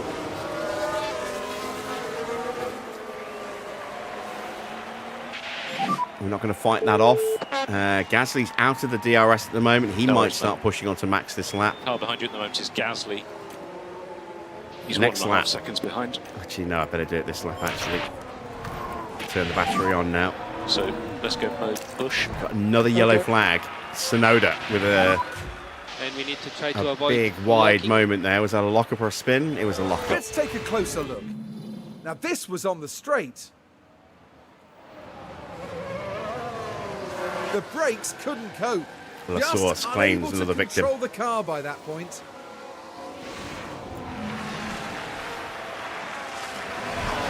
So Norris has gone from being in DRS range to being out of range and under pressure. It's late on the brakes for Drugovich and he gets through. Max just clinging on to the back of Alex. Race is long. But we should have a bit more battery in hand over Albon, so if he does break away, we've got a chance to haul him back in again on the next lap. Charles Leclerc having a little look, and Oscar right behind. Russell's now almost back in the 1 second range, and there he is. And that's spaced everything out behind him as the Ferraris are kind of trying to go with him. But Mini's been left behind a little bit. Albon is absolutely going to smash the fastest lap this time around.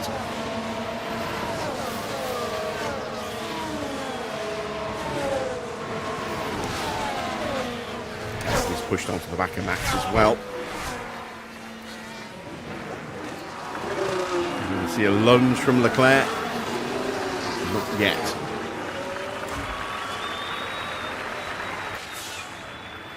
So 1:47.2, 1.7 seconds quicker.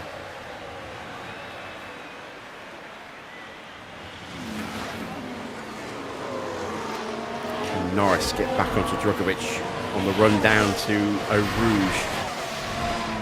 Maybe, maybe. No, just missed it. And Leclerc is close, so he may well have a look at us into Les Combes here. Well, having said that, Drugovich has lost a bit of momentum. Didn't get a clean exit out of Radion by the look of it. And we are now back onto him again. And we're starting to close Albon down. So it looks like those guys are out of battery and we still have enough to push for the rest of this lap. And that should hopefully keep us in range of Felipe. And will hopefully get us a little bit closer to Albon. just about broken the gap to Gasly as well.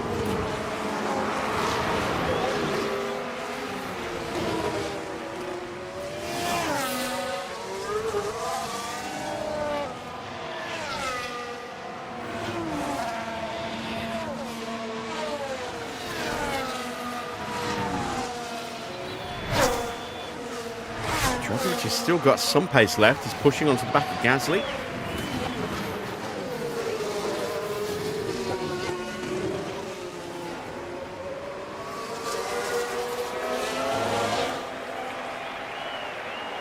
And there we go. We were half a second quicker that time round.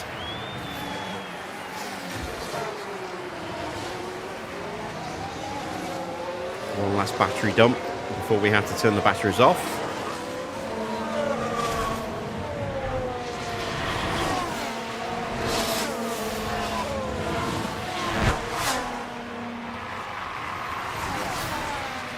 Obviously going to get hurt with fuel load. Well, the AI generally tends to underfuel at the start of a race, so yeah, maybe not. Charge It's on. temperature though, that is fluctuating. Somebody's messed up. It's Porsche and it's a VSC. Now, I think the the AI. Oh, it's a full safety car. Safety car. I think the AI may well box for hard tyres here. Stay put. Right, let's have a look now. Around turn 3. Turn 4 is where it said the crash And was. unable That's to do Radion. anything about that crash. Now their confidence yes. will have taken a hit ooh. with that. Oh, that was dangerous.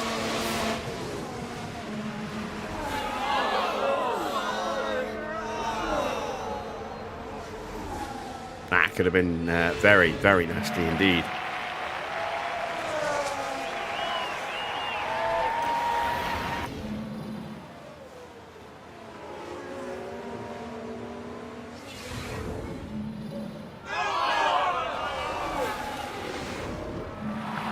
So, given that I think the AI is going to box and go hards, we are going to box.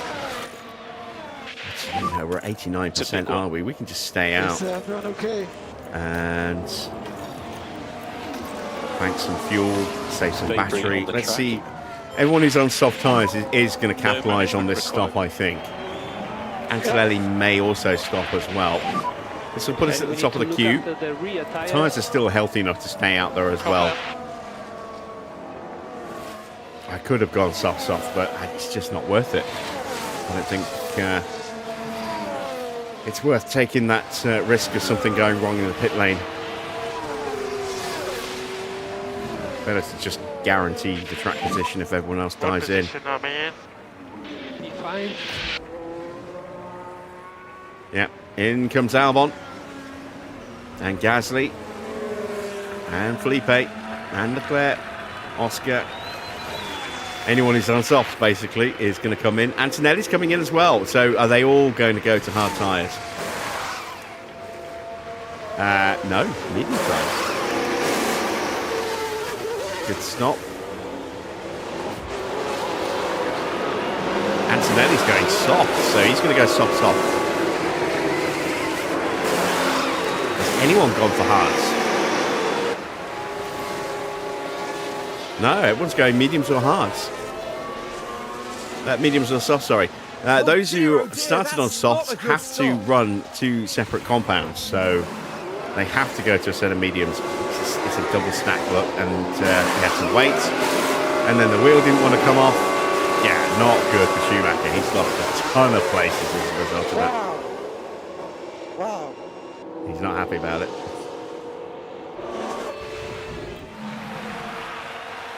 So Antonelli has, he started on mediums. He can go soft now to the end. Everyone who was on softs has got switched, by the look of it, to medium tyres. Because they have to run a separate compound. And they're going to have to make another stop. So they will go mediums, probably back to softs. Because the mediums won't go the distance. Unless they nurse them. I can't see that happening.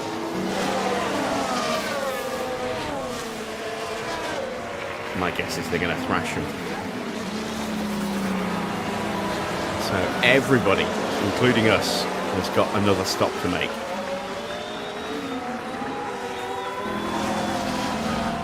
This could be a quick turnaround on the safety car.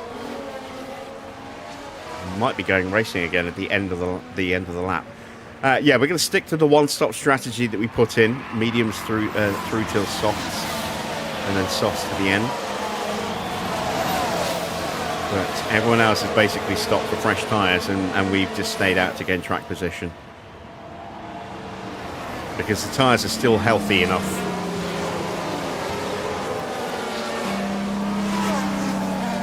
And we've got plenty of leeway on our tyres as well. AI can be more aggressive with their tyres.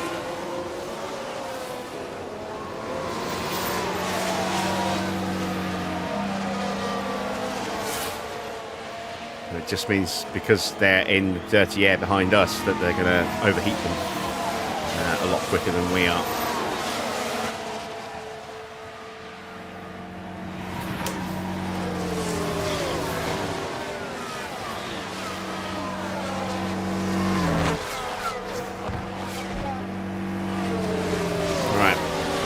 Definitely another lap behind the safety car then. So let's take a quick commercial break and we'll hopefully go racing on the next race, on the next lap.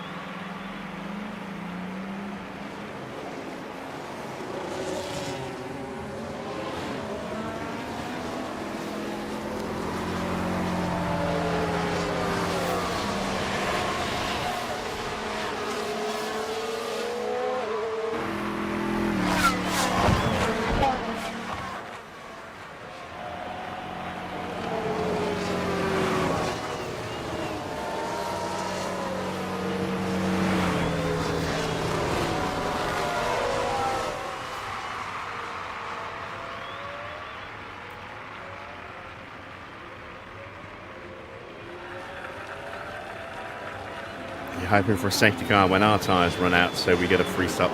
No, we won't, because everyone else still needs to make another stop as well, and they're going to be stopping around the same kind of time as us. So if we get a safety car around the time when we're due to stop, everyone else will just pile in at the same time as well. So yeah,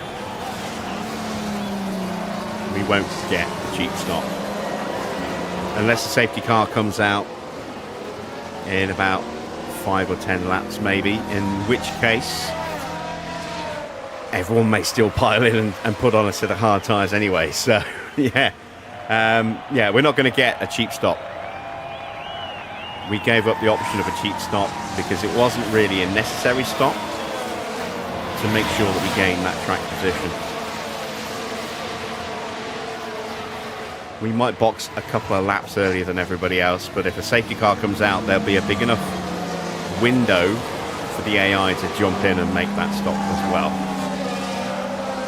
It used to be that they didn't stop under a safety car unless their tyres were very close to 30%. And then I think that changed with a patch quite early on. And now, as you see, you know, they'll stop pretty much at any point, you know, to change their strategy.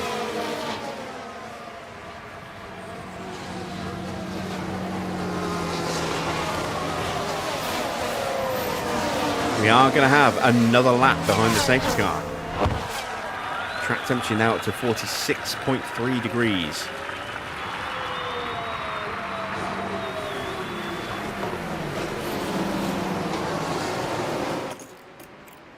Tyres getting a little hot. Yeah, confirm.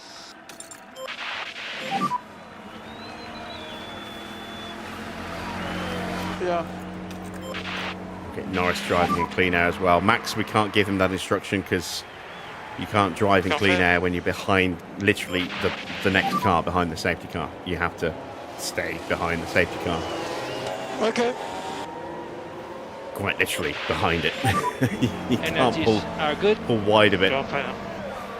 So we can at least cool Norris's engine down a little bit, hopefully, or a little bit more than Max's,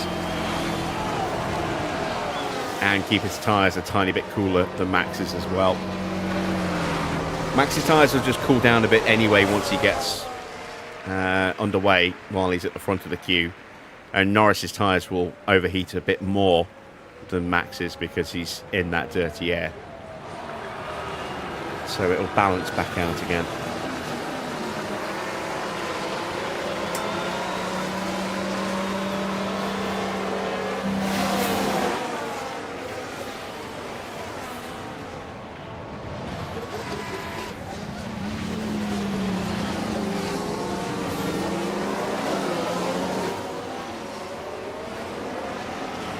So, winners and losers of that safety car. We were definitely winners. We jumped up to first and second. Schumacher definitely a big loser in that safety car period, dropping down to 15th. Having to stack behind his teammate and get held up in the pits, and then a problem with the wheel as well.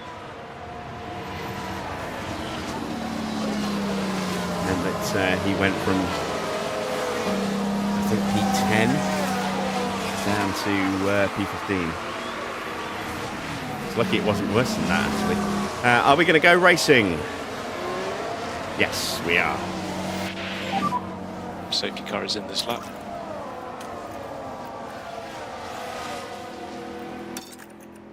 Okay. And we need to increase pushing status. No lift off needed. You are doing a good job. Yeah, confirm. No more lift and coast. Okay. So deployed. Confirm.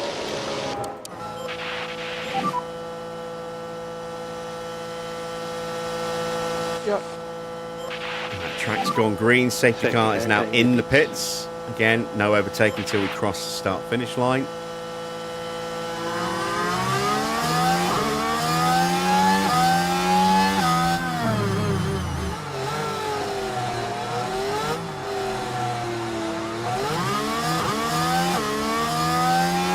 Norris's tyres are at 101 degrees, Max's at 107, but Norris's tyres will heat up pretty quickly.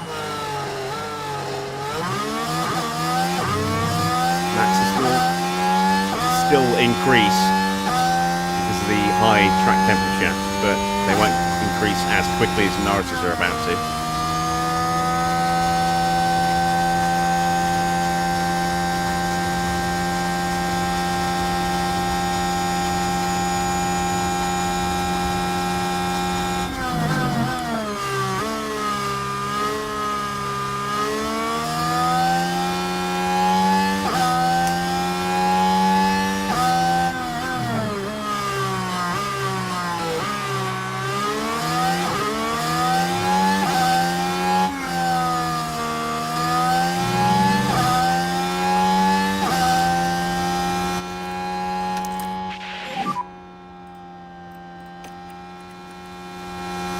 Yeah, confirm. Charge on. Okay.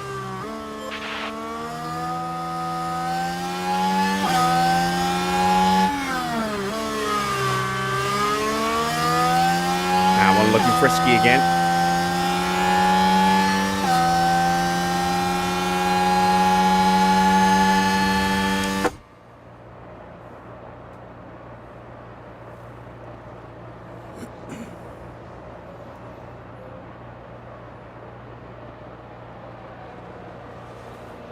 Yeah, it's very close in the braking zone, but doesn't have a look.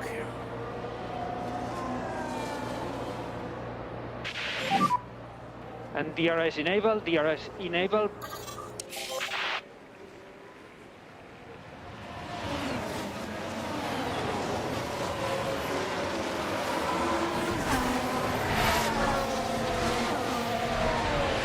Right, Schumacher gets past Lawson, back up to P14.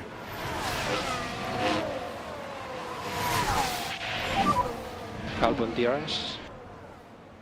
Albon shouldn't be able to get through because Norris has got the slipstream and the DRS, and we've got a very good DRS. Let's see if Antonelli can do any moving and shaking on those soft tyres.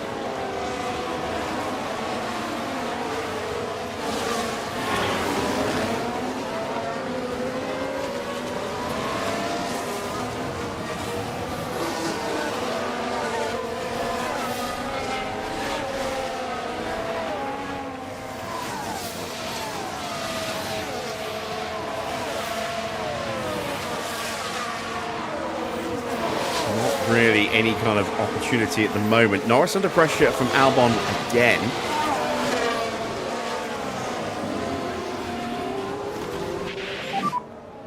Good job on tyres. Understood.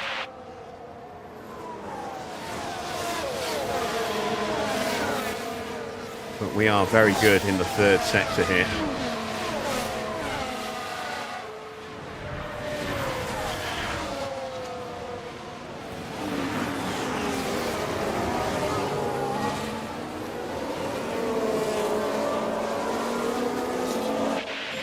You can see Norris's tyres are now hotter than Max's.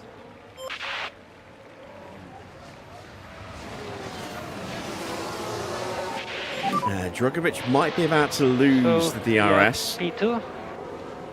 Going for his Verstappen. Verstappen 0.7. It's close. Did he get it? Did he get it? He might have just got it. It's right before the entry into Eau Rouge protection point. So let's see. Yeah, his rear wing's open. He did just get it.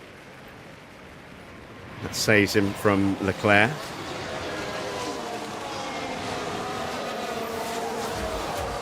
Antonelli not able to get close enough to Oscar. But if Oscar slips out of George's DRS zone, expect Antonelli to have a run at him. So we've got control of this Grand Prix at the moment. Everyone's going to be stopping around the same kind of time as us. Those on the mediums are going to be able to push them more aggressively than we can push ours. And Antonelli on softs is going to be stopping about the same time as us because his tyres are wearing out quicker than those on the mediums.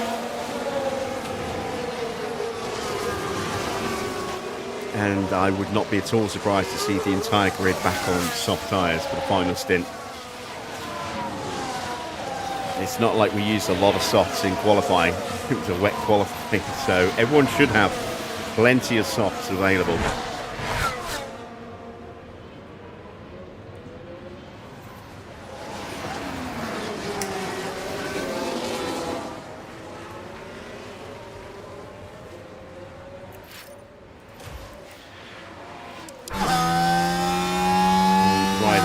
Rear wing cam for Verstappen. Gasly now might get dropped. Drugovich might have a chance at Pierre Gasly here. Yeah. Now Gasly's going to get that DRS back off Albon, I think.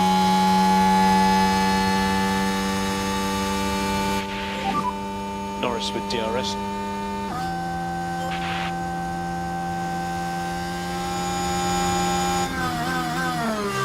Norris is protected by being in the slipstream and getting the DRS off the back of Max at the moment, so all Albon is doing is just potentially overheating his tyres. When he pulls it out of the slipstream, he runs the risk of losing momentum and dropping back a bit.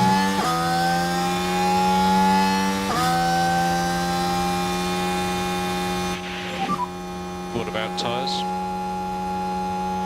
I'm good. But he is looking very, very determined to find a way through.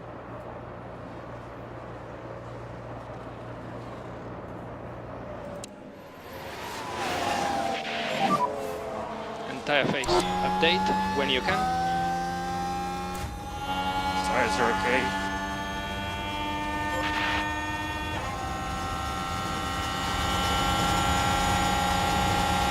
Might have a lunge here.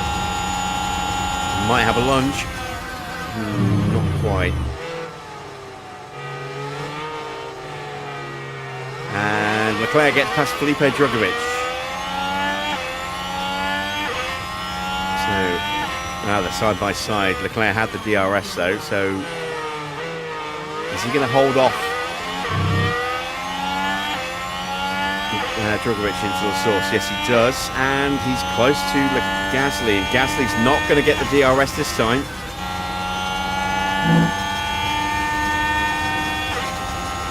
All right, so let's see. He pulls out of the slipstream. Wasn't close enough to even have a think about it this time. You would have seen Norris actually start to just edge away a little bit there, but nothing doing this time round.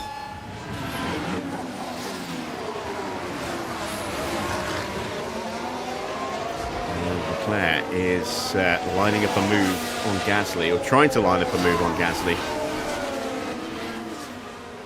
Doohan just got past Hadjar, that moves him up into 17th, but they are a little bit adrift of Ollie Bearman, so that position may swap back and forth a bit.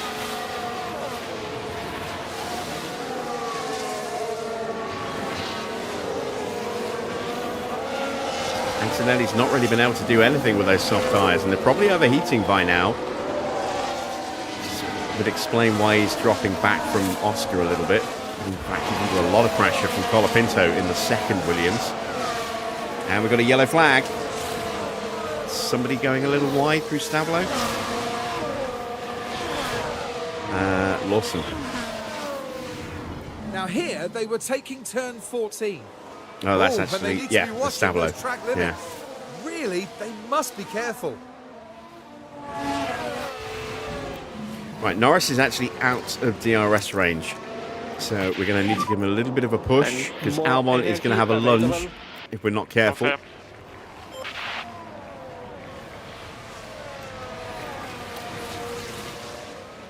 Got to get him back into that DRS zone of Max.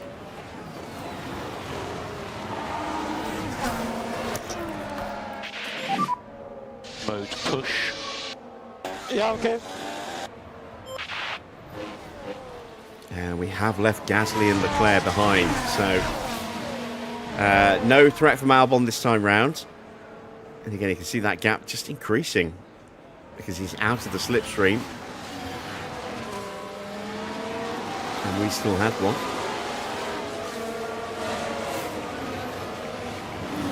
And let's see if we can break away on this lap. We're getting close to a point where we can just leave our tyres in this full push now. Yeah.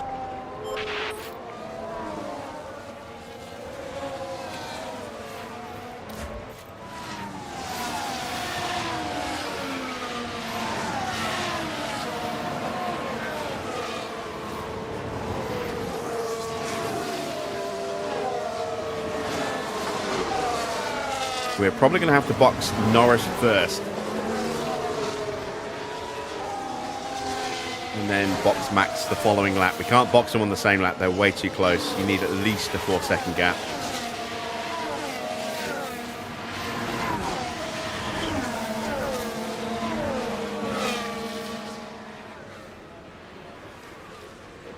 And if you have a bad stop with the lead car, then that's still not enough.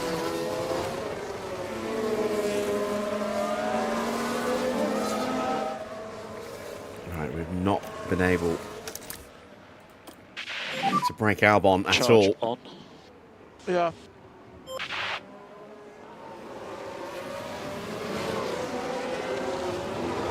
The tyre's getting a little hot now.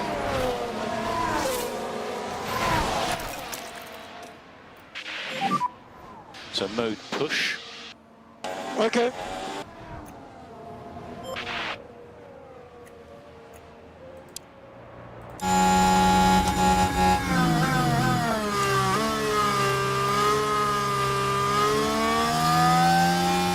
Maybe this lap we can break away.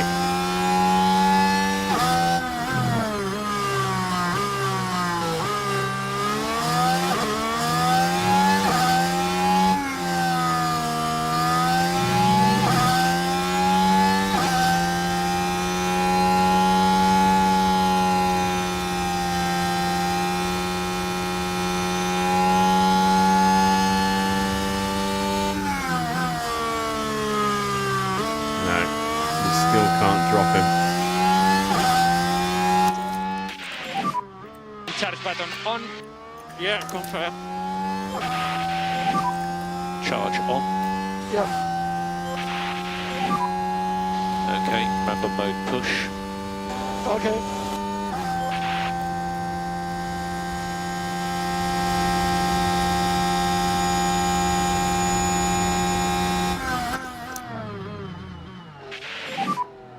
Charge button on.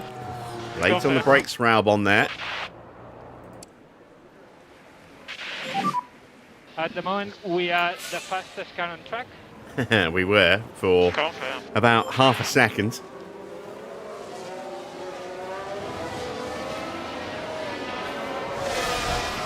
Right, taking a little bit of a risk here, but we've burned up so much of Norris's battery that while we're in the DRS, we have to try and get some of it recovered. And hope that the slipstream and DRS will be Albon enough DRS. to keep Albon behind. And again, you see him actually dropping away from us there. Lovely stuff.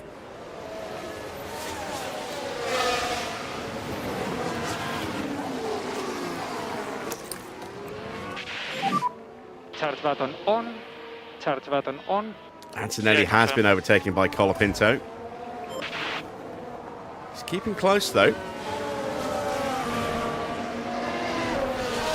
I would be at all surprised if his tyres are now worse than ours.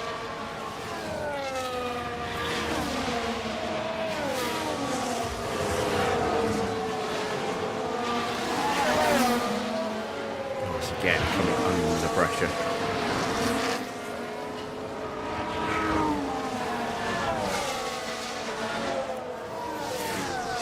And this time I don't think we can really save him. He's having to drive so defensively that he's just losing huge amounts of time in the corners.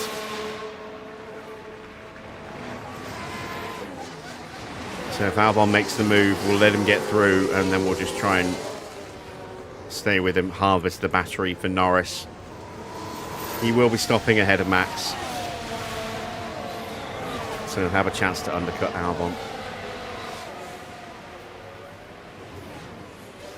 Colapinto with a new fastest lap.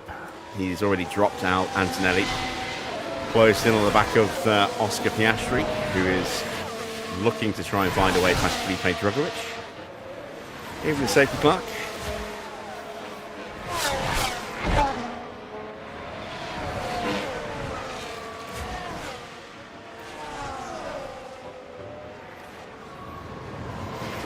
And that one does sweep around the outside there. All right, so he is through.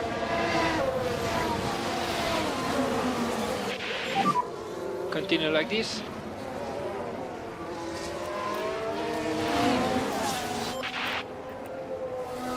Question now is, can we stay with Albon as he pushes onto the back of Max?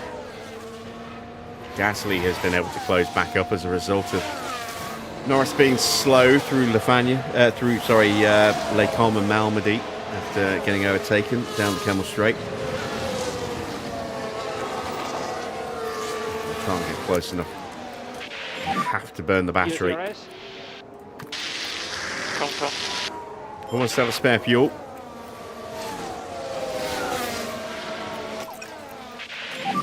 And the engine temp starting to creep up as well. Increase by 10%. Okay.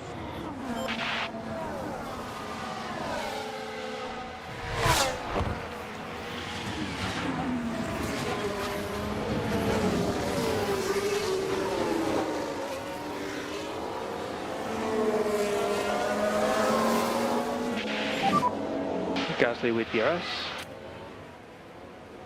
Right, so the planned stop is lap 25. May possibly decide to come in a lap or two earlier than that. Not sure yet. Couldn't quite get onto Albon, but I kept Gasly out of our DRS. We'll get a good exit out of Radion and Kemmel onto the straight. And we almost get back in range of Albon. And now we have to go into top up for the rest of the lap. Button on. Leclerc has got through on Gasly. Yeah, We confirm. missed that. Oh, I missed it.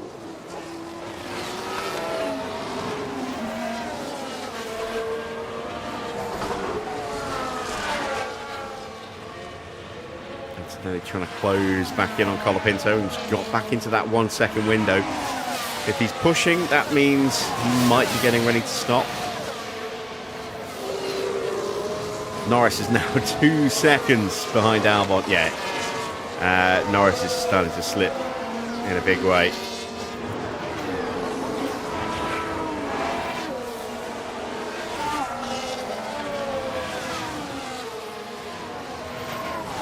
Max can push to increase the gap. We're going to be stopping soon, and I want to have that battery as close to full as possible for when we get onto the soft tyres for the undercut attempt on Albon. Try and stretch that gap on fresh tyres. So if I can keep Albon behind without using any battery, that would be ideal. And just a reminder on garage. Yeah, confirm. Norris is going to have a hard job keeping Leclerc behind him. Okay.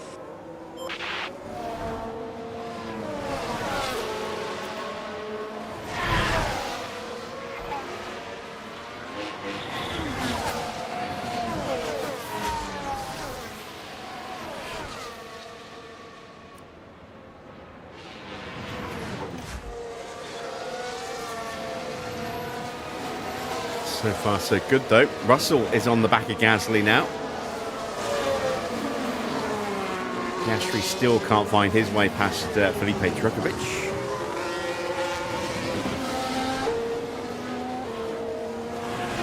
Norris's engine temps are back under control again.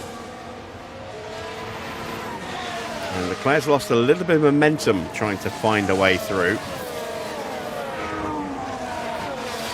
Track temperature's come down a little bit as well, so which is why the tyres are not yellow for Norris now. That and the fact that he's not in dirty air anymore. That's good. You definitely start to lose performance when your tyres start overheating with realistic racing. A lot more than you do in the base game. Which lap are we pitting? Nominally, we are scheduled to stop on lap 25, but I may stop a lap or two earlier. We have left Leclerc out of DRS range. That's good. A little bit of breathing space for Lando. Max has got Albon very close behind.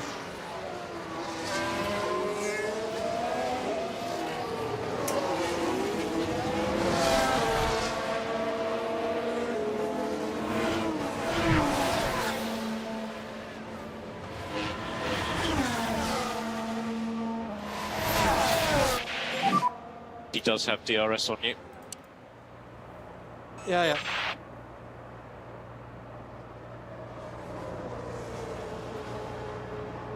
He might have DRS, but he wasn't close enough to do anything about it.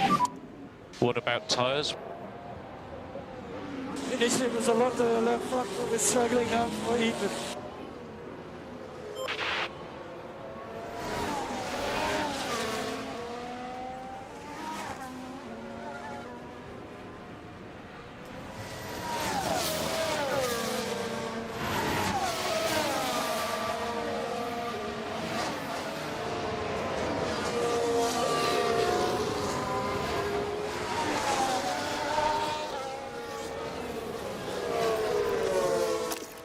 There's a chance to maybe, Mode push. just maybe, break away from Albon a little bit here.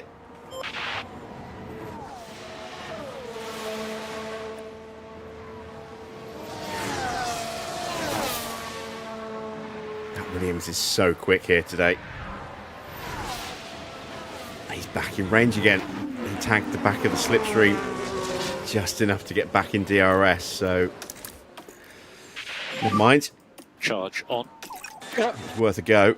We'll have another go here out of the source. And we need to increase lift and coast by 30%. Maybe we can drop him into Eau Rouge. Can you go mode push now? Yeah.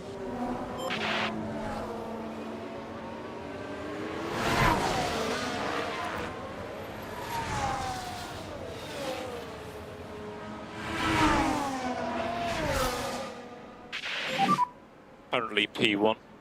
He's still closing up, look. You. Even with battery 1.5 push down the behind. Camel Straight. Charge on. Okay.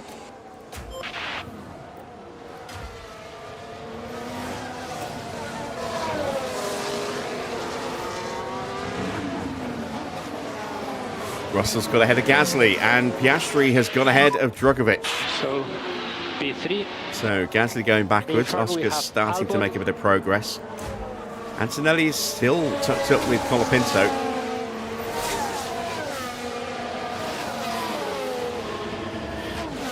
Gap to him 0.9.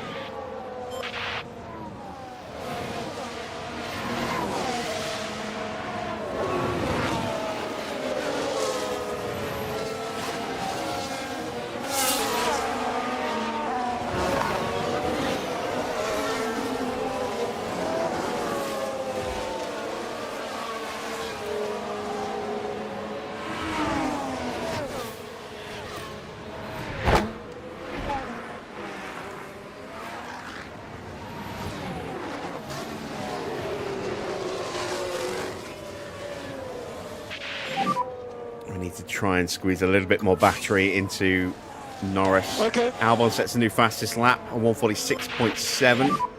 And we think it will end soon. Confirm. And Leclerc's pushing onto Norris.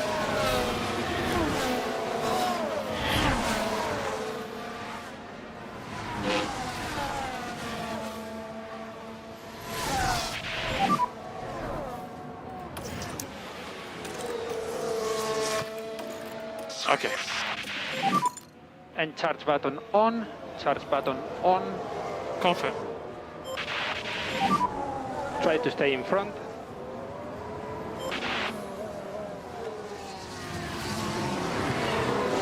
I've actually got a big enough gap to box them on the same lap now. About 5.5 seconds at the moment. That gap will go up.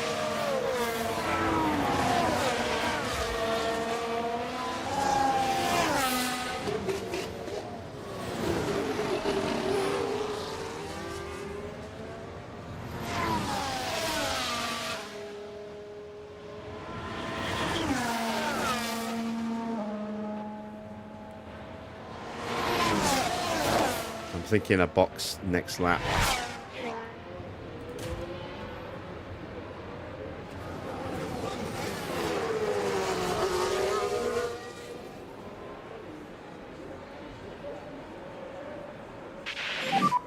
He has DRS.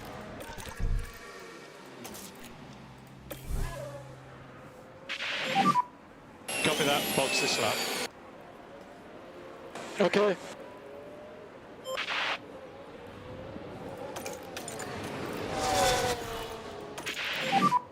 Avoid letting anyone through if possible, please. Ooh, yellow flag.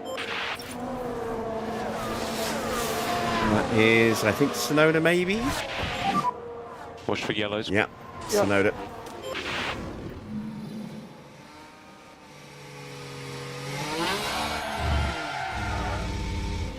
Sorry, mate.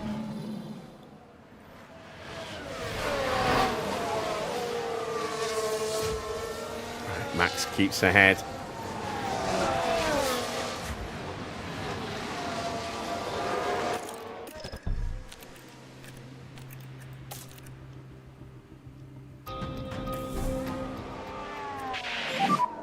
And box this lap. Box. Pit confirm.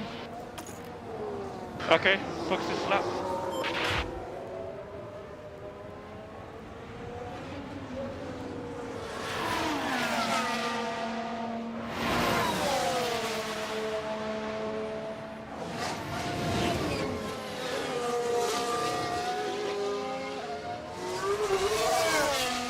Right. Tyre temps look good. Yeah, okay. And the Stavolo. Now the drive up towards Blanchimont and the bus stop before we box.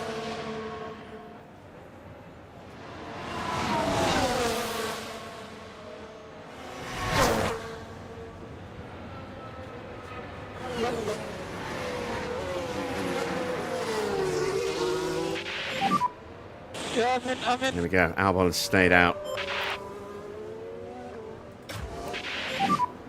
Ooh, Russell having a look at Leclerc. 2.1, that's not great. Watch out, cars leaving the pit lane. That's a little bit better, but still not great. I don't think we're going to get much or anything in the way of pit stop points today. Yes, softs to the end, unless we get a safety car, in which case we'll probably box for another set of looks like they're softs, carrying some kind of fault. depending on when that safety car is. Max is out behind Felipe Drugovich. And we'll pick up DRS. We get overtaken by Hadjar. And we'll pick up the DRS. He's 1.5 seconds behind.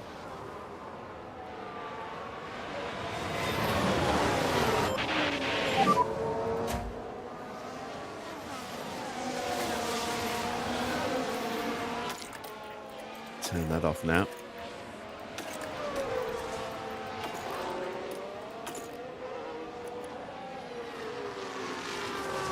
Gap to Tsunoda behind, 1.4. Energies are good. Confirm.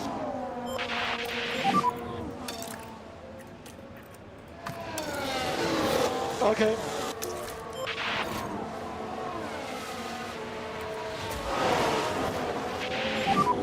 Right, Drugovich, we need to squeeze him a little bit here, because he's still quite close to Colapinto. Let's get after these cars in front.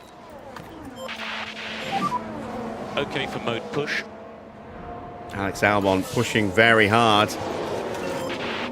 He's going to be boxing soon. Gasly's in.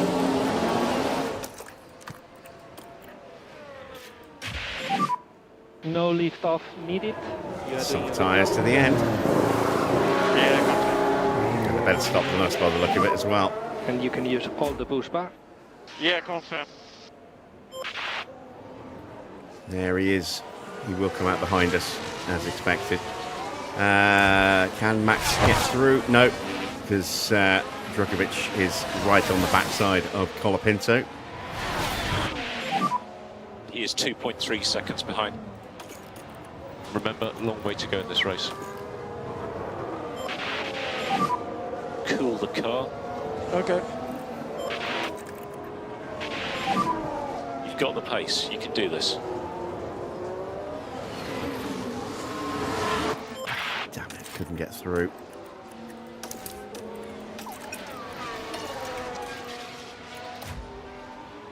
Norris did get through. We need to do the full management on this set.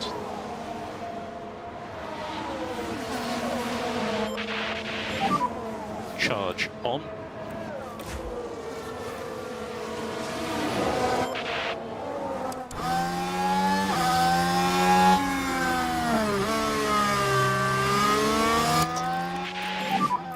Mode push, please. Mode push.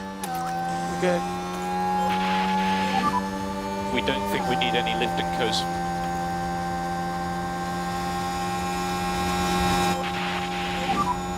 Cool the car as much as you can. There we go. Big dive on the brakes.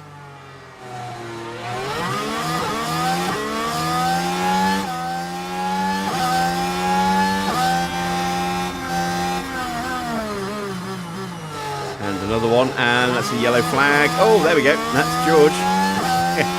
See you later, George. Yellow flag. Oh, he's So here still we there go, when Norris heading comes into turn through. one. And then the car just goes. And I wonder, could they have done anything about that? So there goes Max.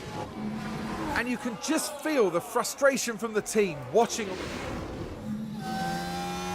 And say Norris is through as well. Nice. Bearman set the new fastest lap. 1.0 now. Right, let's concentrate. Max purple in the first sector. Norris a couple of tenths slower. He took over a second out of Albon just in the first sector. So but we should definitely make sure we're able to get out in front of him. He was a second and a lap quicker than us last time round, though.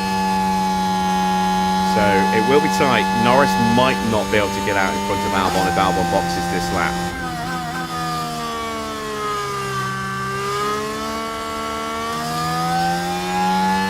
Especially as he's stuck with Mini. Oh, he gets him at Lefania. Lovely move.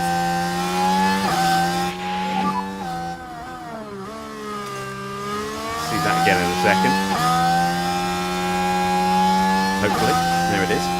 Albon is in this lap. Now the focus is on Lando Norris here. Yeah, that was a brave move. The gap opens up for them. Getting through. Didn't give Mini much space there. And Pushed him Lando onto the says, grass a "Well, little thank bit. you very much."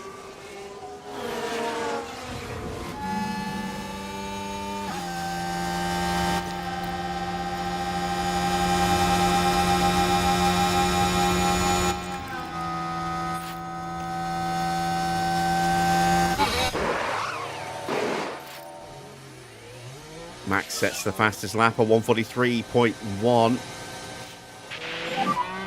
You were the fastest car on track last lap. Ah, there's Max. And just a reminder on guys. Yeah, Norris not even able to get anywhere close with the undercut.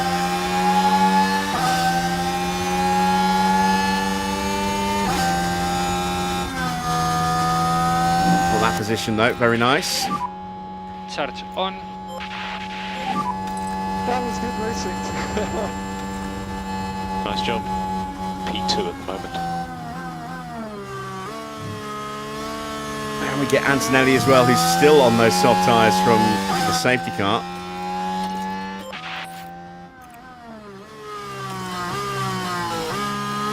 So Max is through on You need to Piastri. keep your K1 usage down a bit. That's the wrong replay. But we'll see that one again anyway. It's a very nice one to watch.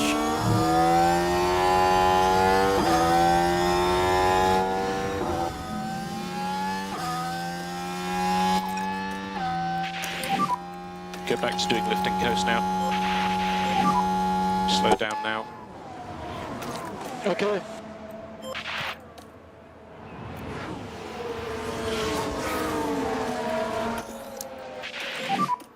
Charge on. We have a little temporary buffer between us and Albon, but I expect Albon will dive past Oscar into the bus stop.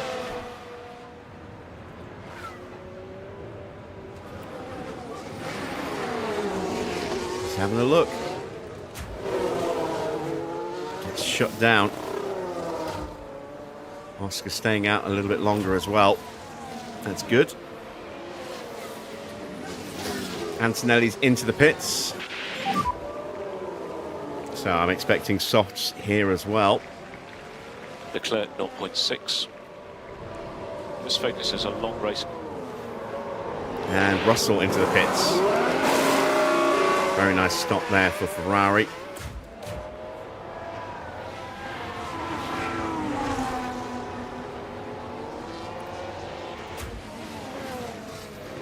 Leclerc just chopping across us there.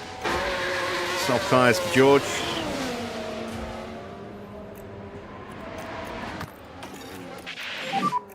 No management required. Yeah.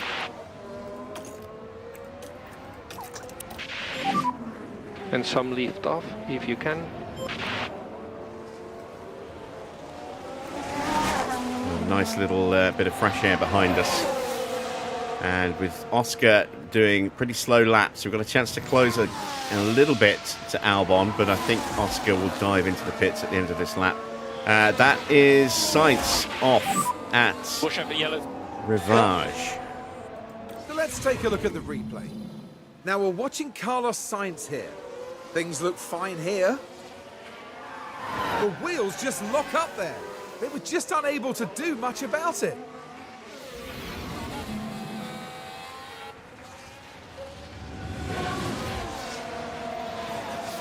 Taking the opportunity to recharge the battery and cool the tyres down. Leclerc 0.6. We have closed Long the way to gap go. a little bit to Oscar. Albon has a look. Oscar chops him again and stays out again. Excellent. There's Norris. He has closed the gap significantly. 2.6, 2.7 seconds on that lap. And now Albon's through.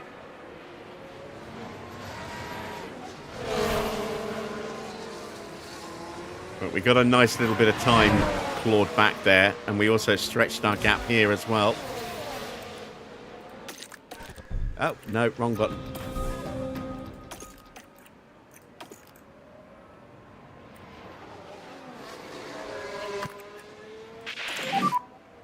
Okay.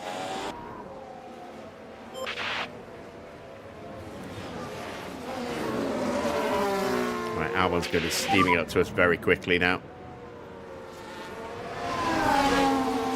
There's progress to be made. But it's not like we've been wasting our time behind Leclerc. I mean, we could have got ahead of him and gone quicker and pulled away a little bit, but we've taken the opportunity to cool the tyres and the wear rate right down. Bortoletto has had an accident. He's hit Bearman. Or Bearman's hit him, one of the two.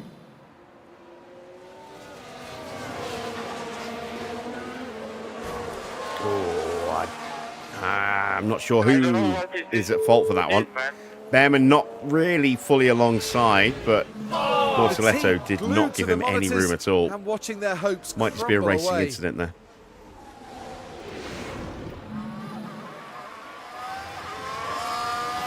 And there is wing damage to Ollie Bearman.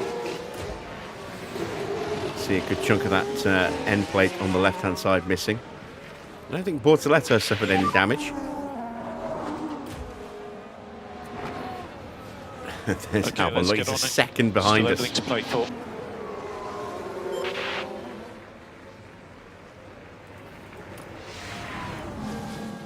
Well, yeah, right. It certainly looks like they've developed a fault.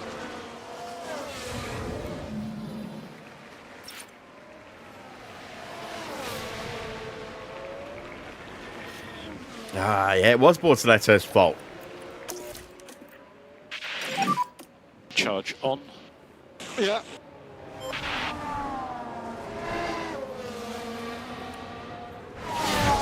Right, we have to get past Leclerc this time.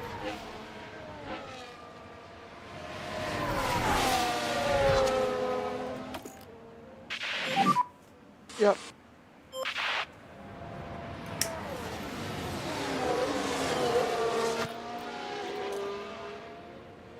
Lovely stuff.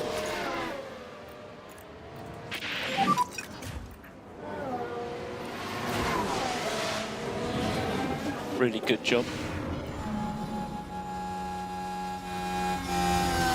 Sort of a dummy.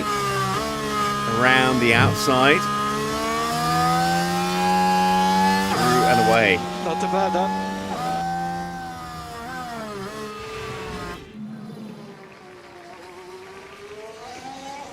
As Norris closes in on the back of Piastri. So I think Norris's best shout today is going to be third place. I don't think we're going to have the pace to get Albon with Norris today. Just Continue hasn't like had this. that pace that he needs this afternoon. Hopefully Leclerc will frustrate Albon a little bit here. We're happy with time management. 15 laps to go. Tyres are in pretty good shape. Oh, it's a safety car. Tyre temps are good. Ooh.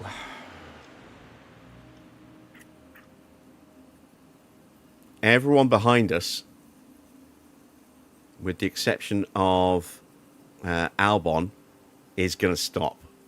Maybe not these two. How long they've been on those tyres? Let's have a look.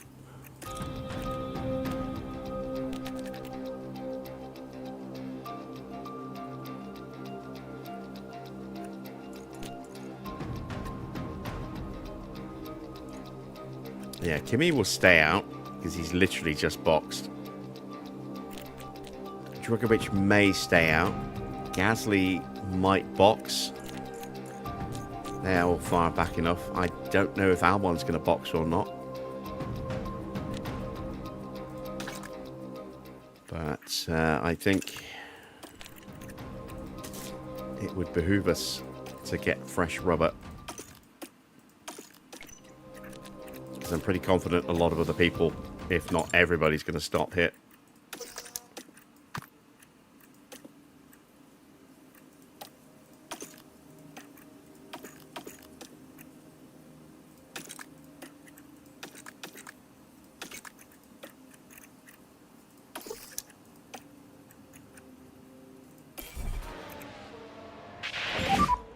Mode in, box this lap.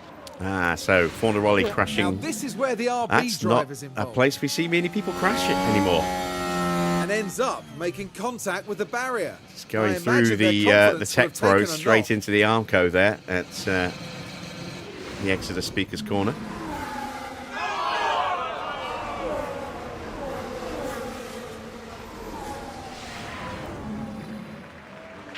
So at least we'll get a chance to try and get a quicker pit stop this time round. Let's see if anyone follows us in. Leclerc was coming in because he needed to.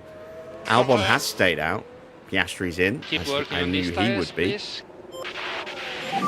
Lindblad, Schumacher, Mini, they'll all stop as well. 2.1, again, not a great stop.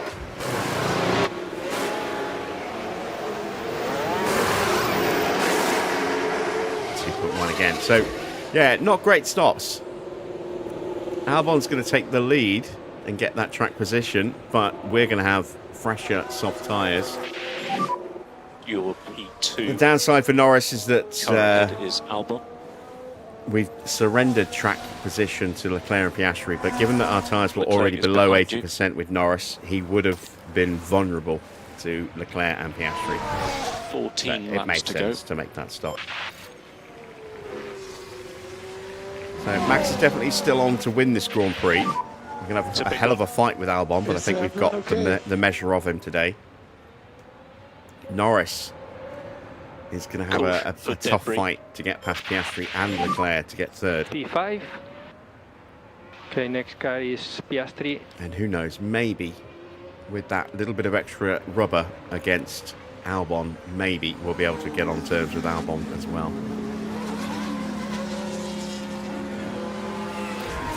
14 laps to go. So, last one to box is Bearman. And now everybody, apart from Franco Colapinto, on to the soft tyres. So, in front we have if they're new medium tyres for Franco, then that will help. We'll be able to thrash them, but he is going to have a bit of a grip disadvantage.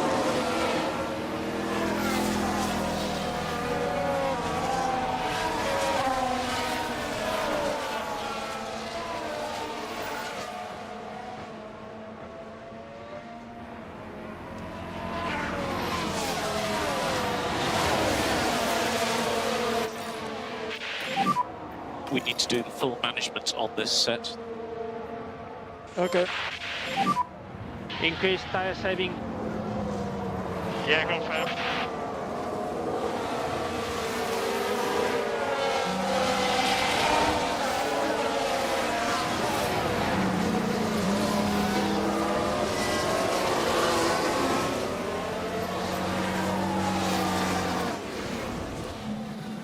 But the car's definitely not happy.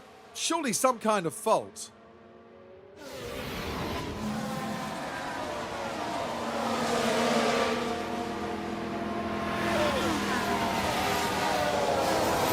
Evening, Harvey. What have you missed?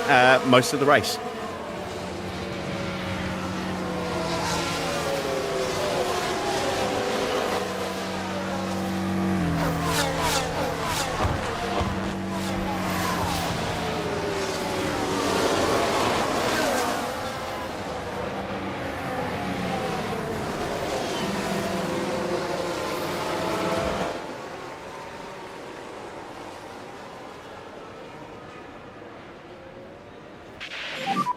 You are currently P2. So, 13 laps to go. I would imagine safety car will be in at the end of this lap, but it might go another one again. Albon leads from Verstappen, Leclerc third, then Oscar Norris, Drugovic, Colapinto, Lindblad, Antonelli, Mini and Gasly is the last point scoring car at the moment. Then it's Schumacher, Hadjar, Tsunoda, Doohan, Russell, Lawson, Sykes, Bearman, whose car is now looking a bit sick and unhealthy, and Bortoletto in P20, who's just about to join the back of the queue.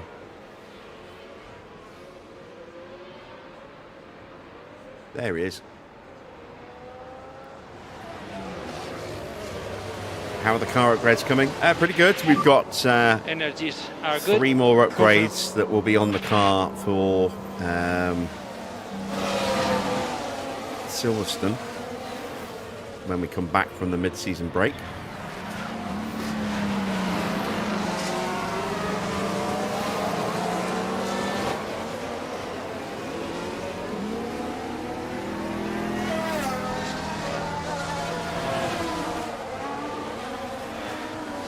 Chassis, front wing and rear wing.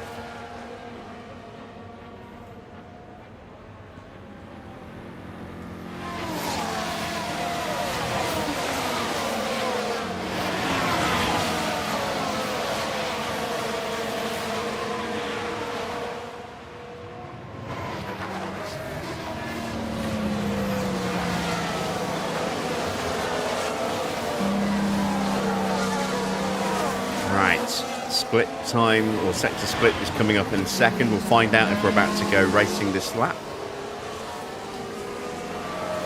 No. So another lap behind the safety car.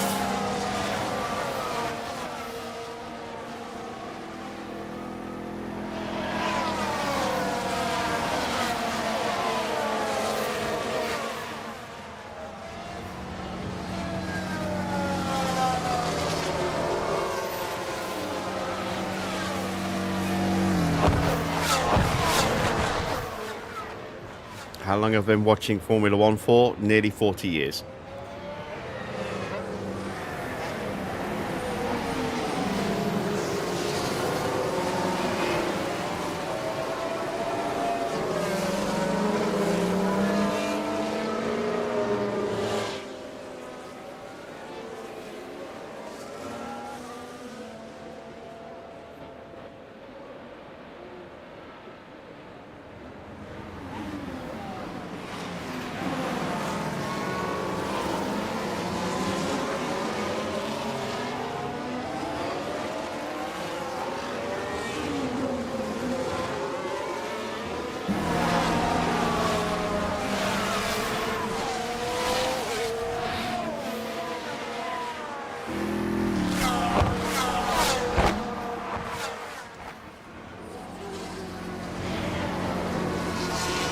Colapinto's car getting a bit sick as well. And as far as we can tell, they've got a fault with the car.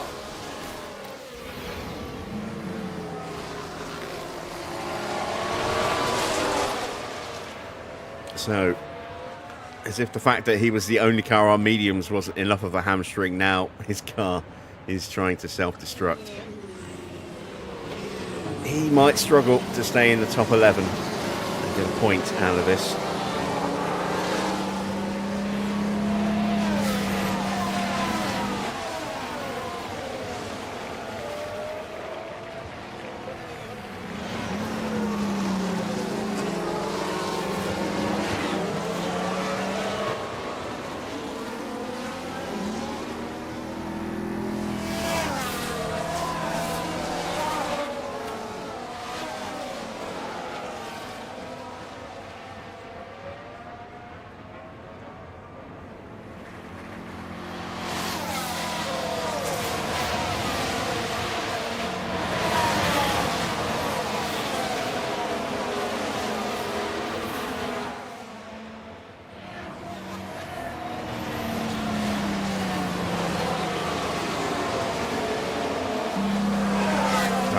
Should be going racing next lap.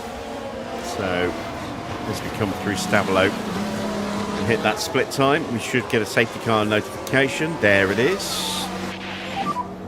Safety car is in this lap.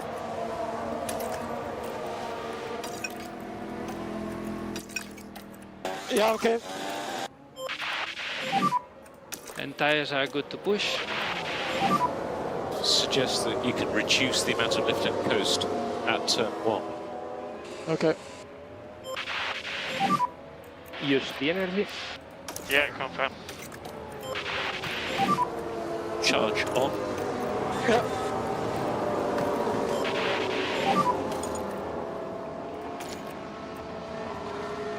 Okay. Right, track's gone green. Leader is backing the field up. Leclerc with an issue.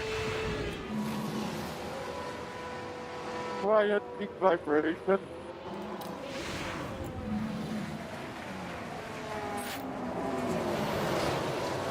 And we are off and running.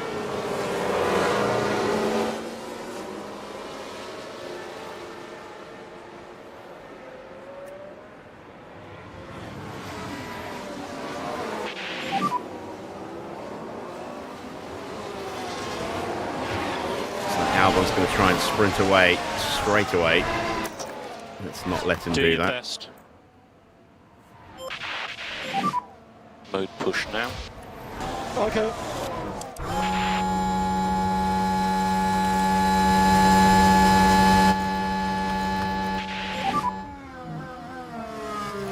Not close enough. Yeah. Yeah. Charge button on. Cool.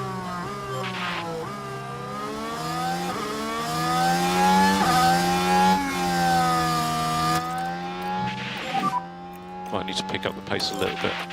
And try to increase pushing status.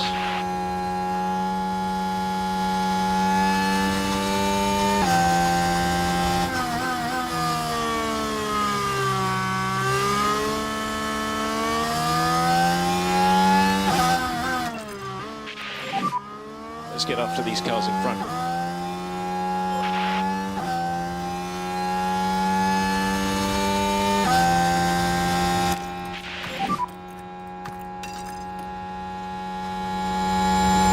Albon really has gone for it, hasn't he?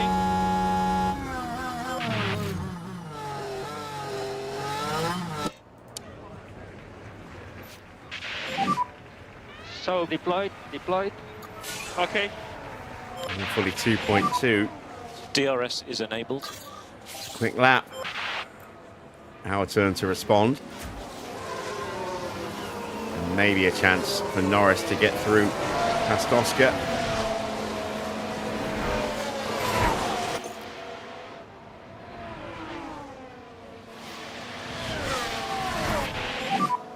So next guy in front is Piastri. Up the inside. No. Let's He concentrate. chopped us. We're all over the back of Confirm. Albon.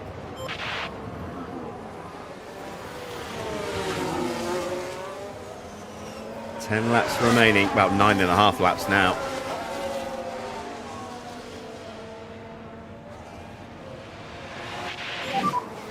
Car behind is Leclerc. Gap behind 1.1. Just do your best.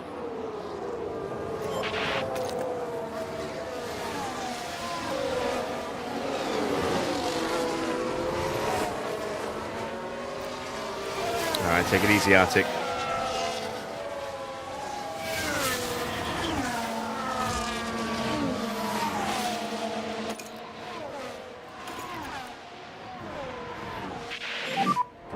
Okay, next guy is Piastri. Opportunity on Oscar is developing as he's out of range of Leclerc at the moment. Race is long.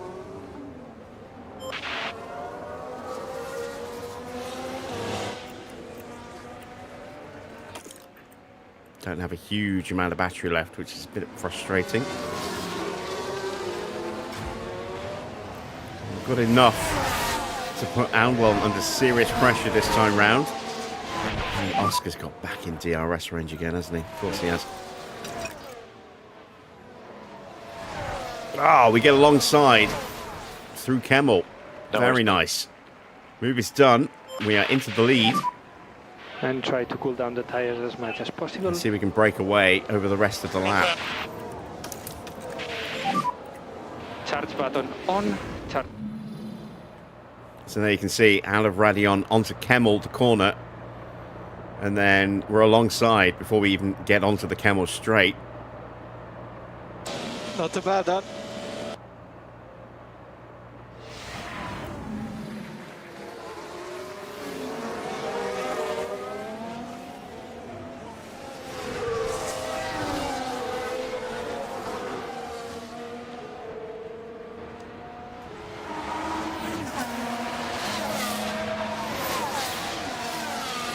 We've got the 1 second gap, but we're about to run out of battery. And I don't think we're going to get the fastest lap either.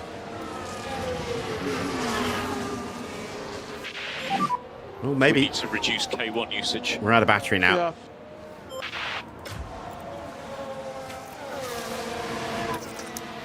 Yeah. And charge button on. Confirm.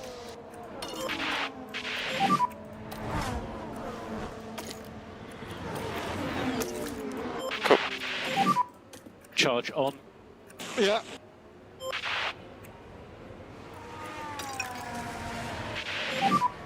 Cool your tires. We couldn't get it. 142.5. Okay. Just missed it.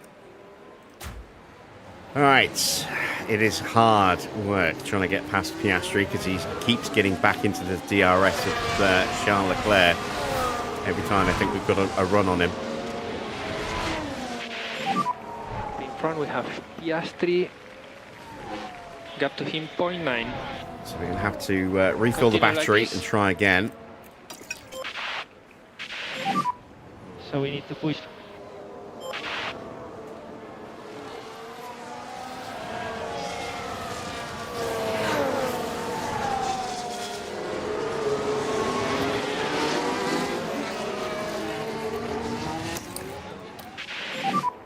Charge button on. Confirm.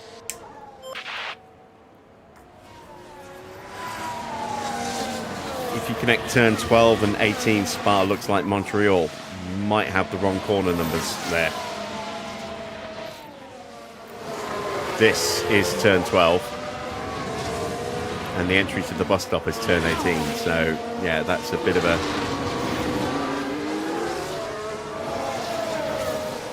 weird chop.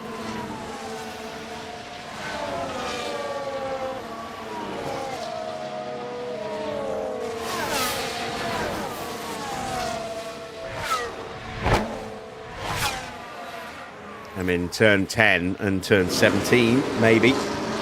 That would be the first part of Pouon, the double left-hander. And then the second part of Blanchimont.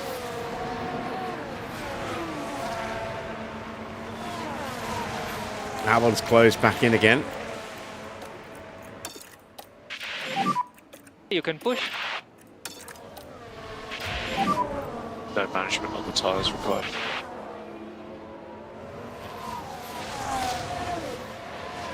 Colapinto down to 10th place, 3 seconds adrift of Mini, and Gasly is almost certainly going to get him. Schumacher's lining up a move, and so is Hadjar and Tsunoda. They all are, basically. Yeah, Colapinto's not going to finish in the points. Ooh. Late move from Gasly, nearly hit Schumacher. And he gets through, and now Schumacher might lose out to Hadjar.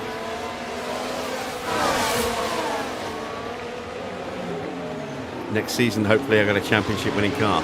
I am absolutely crushing it in the championship this year. I have a championship-winning car this year. And this is the final season, so there won't be another season after this. Gap to him 1.4. We'll be starting a different playlist.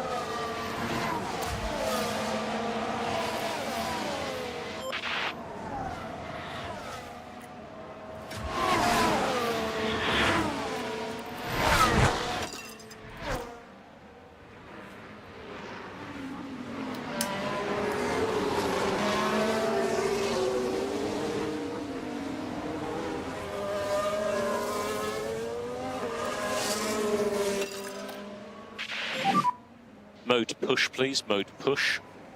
Yep.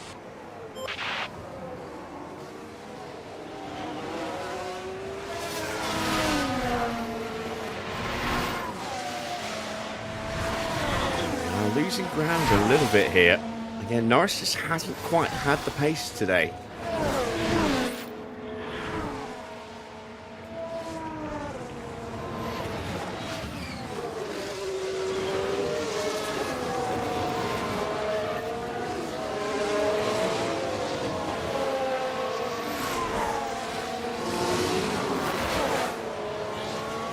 Look how far behind Colapinto is already. He lost 3.5 seconds in one lap. Somehow he just about squeezes Isaac Hadjar, who did get ahead of Schumacher. But look at them all queuing up to get past Franco Colapinto.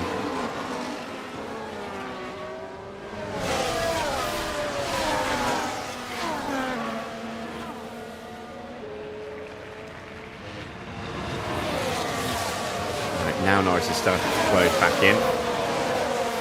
And we are just keeping Albon at arm's length.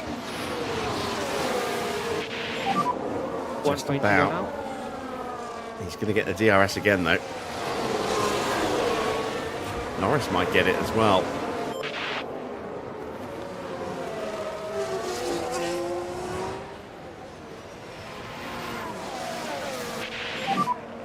Five laps to go at the end of this one. Not this time round. Okay.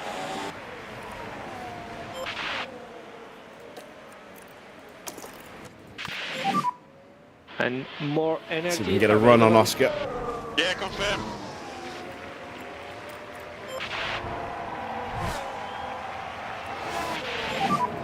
Tire phase update when you can. That's fine at the minute. He's too quick in the slipstream with DRS as well. At least we're on him again. And charge button on. Yeah, confirm.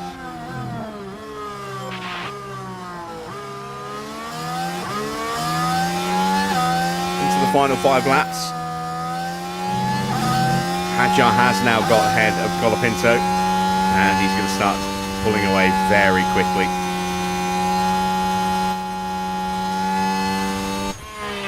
This will be depressing viewing from the cockpit of the Williams to see that McLaren sprinting off into the distance.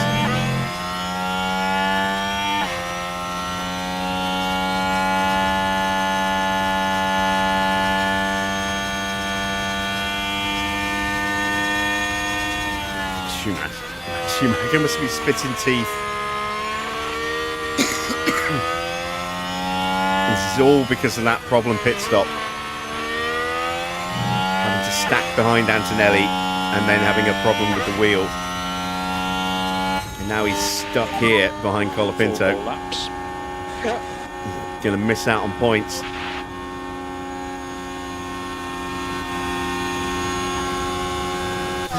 Right, Norris is close again.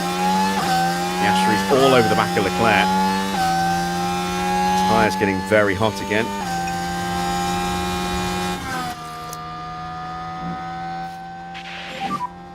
Yeah, confirm. Charge button on, charge button on. Yeah, confirm.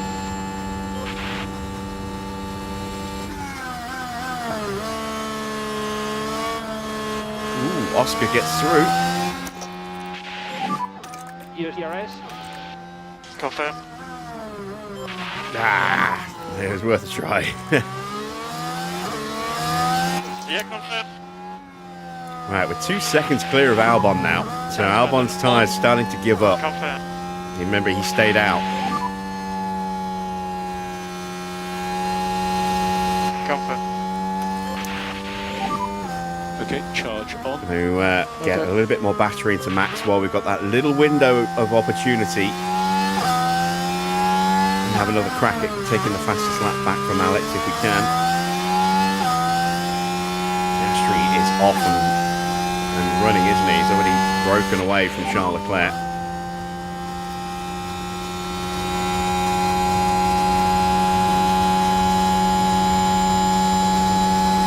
Continue, keep going.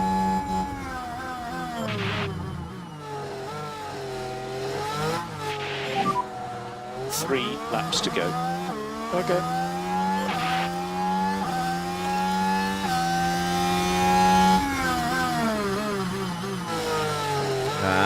Leclerc's car getting a little worse. I forgot we already had that fault. There's something strange in the main straight. Am I losing speed?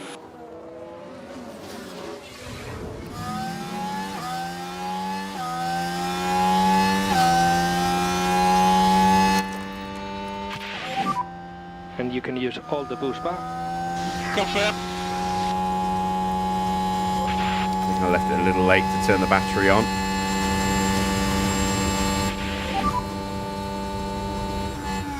We did. Let's see if we can get him Right, let's concentrate. on the exit of Malmedy.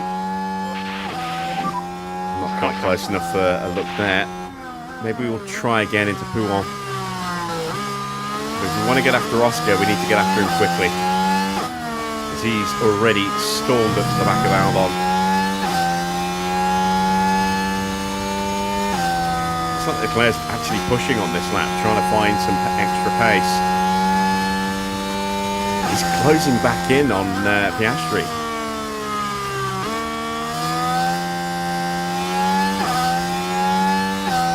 There's something seriously wrong with Albon's pace, because we've been in harvest all lap, and yet we pulled out another second on Alex this lap so far. And Leclerc really is steaming up to him, look.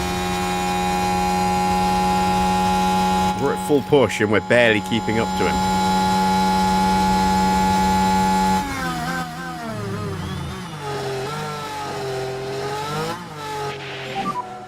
Two more laps after this one. Okay.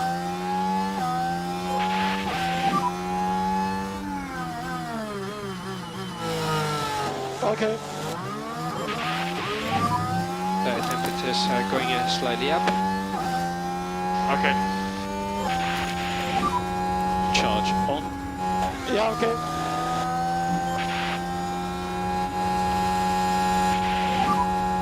Confirm.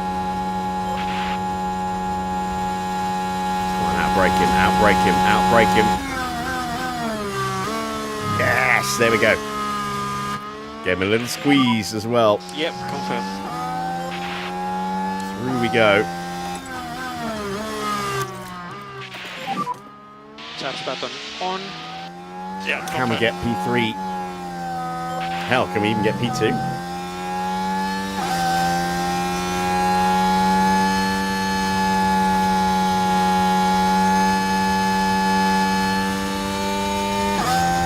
Still got plenty of spare fuel, plenty of spare tyre. So next guy in front is Piastri.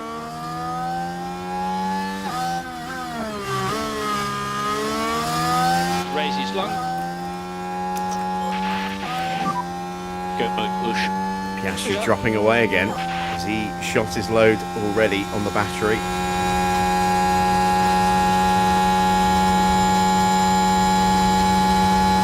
You're back just in time for the final lap, Army.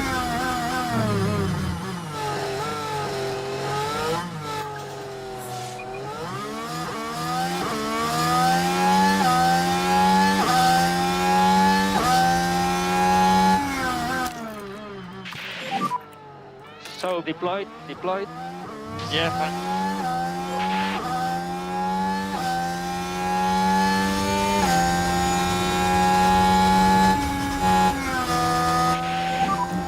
The left rear is getting a bit hot. Okay. Confirm. Oh, Oscar just not letting us through. There was that little hesitation to get back onto the racing line. That was all he needed to stop Norris from switching back across and taking the inside line. Okay, next guy is Piastri. There's a yellow flag out there somewhere. Jack Doohan, that's down at P17. Right, that so doesn't this was make the any fourth difference to corner. our race as he And cuts. nearly, just As he cuts Raddy on. Fighting with the car, just Loses a out to little, his teammate. perhaps.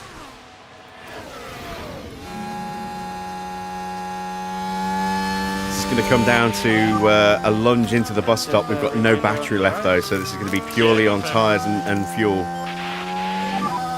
And charge button on. Charge button on. Yeah, confirm. It's just as well that Norris's target was actually P4 and not P3 today. because we're not going to be able to get Oscar. He's got that little bit of battery left in reserve. Make sure we don't get lunged by Charles Leclerc.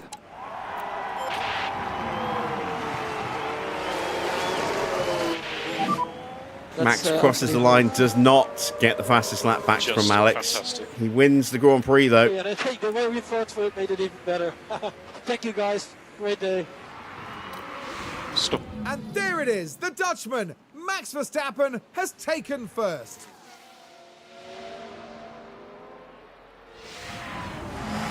All credit to the team for the car they put together. But without that incredible and consistent driving, it'd all be for nothing. And checkered flag. P4. P4. Good job. Overall, good job. Good job. Nice job, everyone. And P0, please. P0.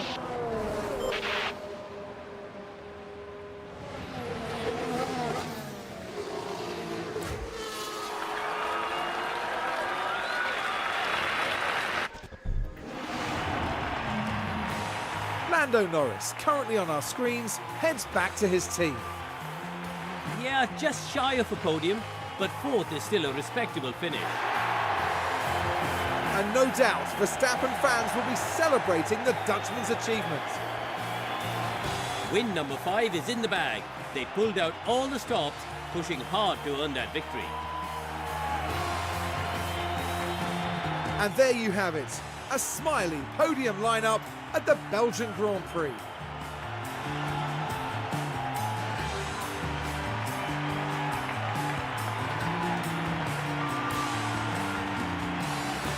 Well, Karun, how do you think they'll be feeling in the team garage at the end of that? They'll be absolutely delighted to have picked up the win here. What a great outcome that is for the team.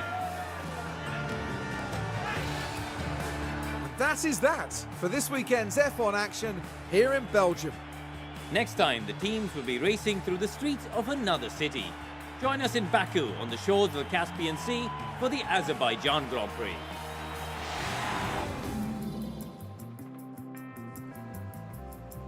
Confirmation then of the final result.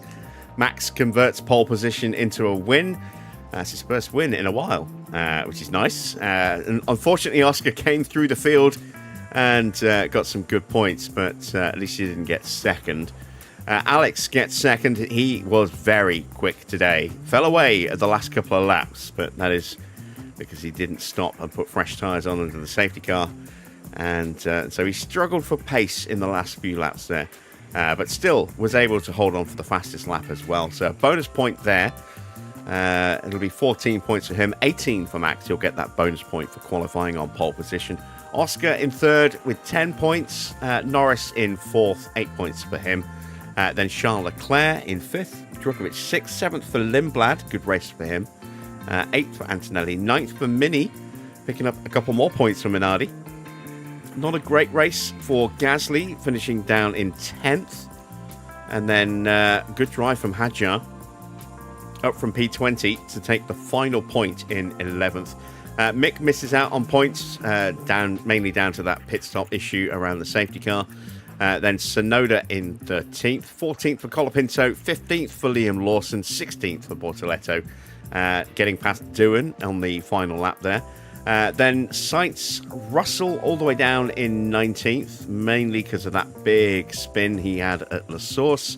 That cost him multiple positions. And then Ollie Bearman down in 20th place with a very sick car in the end. Fornaroli and Porsche, the two retirements. And let's see what that's done to the drivers' standings. Max leads with 212 points. He now has a 35-point lead over Lando Norris. Second on 177. Oscar on 160, 17 points behind Norris now. But loses a little bit of ground again to Max. He is 52 points behind. George on 75 points. No points for him again this weekend. And Leclerc now within 5 as he's up to 70. Gasly on 64. Big points for Alex Albon. 14 points moves him level on points, but ahead of Kimi Antonelli. Actually, no, he's not level on points, is he? He's 4 points clear. 58 points for Alex Albon. He gets past Antonelli and Lindblad today. 50 points for Lindblad, 54 for Antonelli. Tsunoda in 10th has 43. Then it's Hadjar with 37. Sainz still 1 point ahead of his teammate Pourchaire, 31 against 30. 23 points for Lawson, 22 for Colapinto. Had the chance for points today, but his car did not agree with that and started to eat its own engine. So he ended up dropping out of the points quite dramatically in that since the safety car restart. Ollie Bearman has 17 points, 16 for Jack Doohan. Felipe Drugovich up 3 places, now on 15 points. Mini on 14 points, so pretty close here. 12 points for Bortoletto, who drops down a couple of places. Then it's Schumacher with 9 and Fornaroli with 4. And we'll check in with Ugo in a moment. In the constructor standings, 26 points for Cadillac. We're now on 389 points. Ford getting 12 this weekend because Gasly didn't really chip in that much. Just 2 points for them. So our lead is now 165 points. That is a very big margin. Honda move above McLaren by a point. They're on 113 now in third, with McLaren on 112. 14 points for Williams means that they have a little bit of a cushion to HiTech now. They're 13 points ahead. HiTech on 67. Ferrari a move above Mercedes. They're on 63. Mercedes on 61. Then it is 38 points for TGR, 28 points for Audi, and 18 points for Minardi. Right, pit stops. Yeah, not even close to the leaderboard. We didn't even get a single stop under 2 seconds today. So a lot of points for Ford, a lot of points for Williams. They are first and second, and then third and fourth, respectively. Ferrari take fifth, sixth for Honda. They also get 10th as well. 7th and 9th for McLaren, and Minardi picking up the last points in 8th. No points for Mercedes today either, so at least they don't stretch their lead over us, but Williams will certainly pull away from us. There are the standings. It's 279 points for Mercedes, no points earned this weekend. 27 points for Williams puts them up to 213. They are 66 points further back. And then, again, us, no points. We're on 176, slipping away. We're now 103 points behind Mercedes. For whatever reason, our pit crew just not able to catch up. Bit frustrating. We haven't been able to hit that really quick stop consistently this season. Or last season, really. Which is a bit of a shame. And Ford are now just 1 point behind us as they picked up 43 points this weekend. Then it's McLaren on 101, 1 point ahead of TGR, who failed to score this weekend. Then Ferrari on 97. Big gap then to Audi. They're on 57, 1 point ahead of HiTech, who have 56. Honda in 10th have 47. And Minardi, more points, and now into double digits. They are finally up to 12 points. There's a summary of our stops. 2.1 seconds, the best for Verstappen. Just 0.02 of a second difference between the two stops there. And then a 2.07 for Norris on his first stop, slower on the second one. Yeah, pit crew just not firing on all cylinders today, unfortunately. But never mind, it is what it is. At least we managed to get a maximum payout. So 2.43 mil added to the bank. Let's head back to HQ, start prepping for Baku, and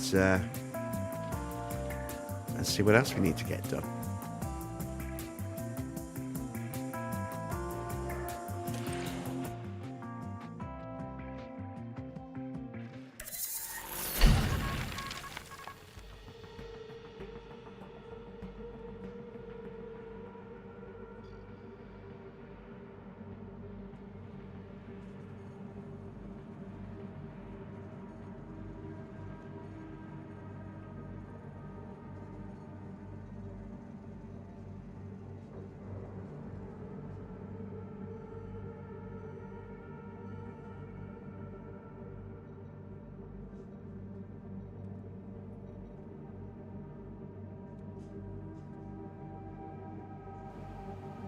Okay, so the suspension project is complete. There's something purple in the inbox. What is that? Might be something a bit unpleasant. Let's check in with the board before we do anything else at all. They were delighted with the results. They're back to a delighted overall, which is nice. Objectives, we are still showing delighted because we completed both of our objectives last season. Satisfied on finances despite a little bit of debt at the beginning of July. They're still happy overall, which is good. We are way ahead of second place and way ahead of third place for that matter. So well on target to achieve the season objective. And looks like we're going to get the long-term objective done at the first time of asking as well, as we do have that massive lead in the constructors standings so far. Something is broken on a car. We'll have to swap that out in a moment. Let's dive into the inbox. The factory's on fire. God damn it. Every year something burns to the ground. Right, what's broken? A front wing. Okay, that's not too bad. We've got spares now. Which is just as well, because we haven't got time to build any more now. With the factory on fire.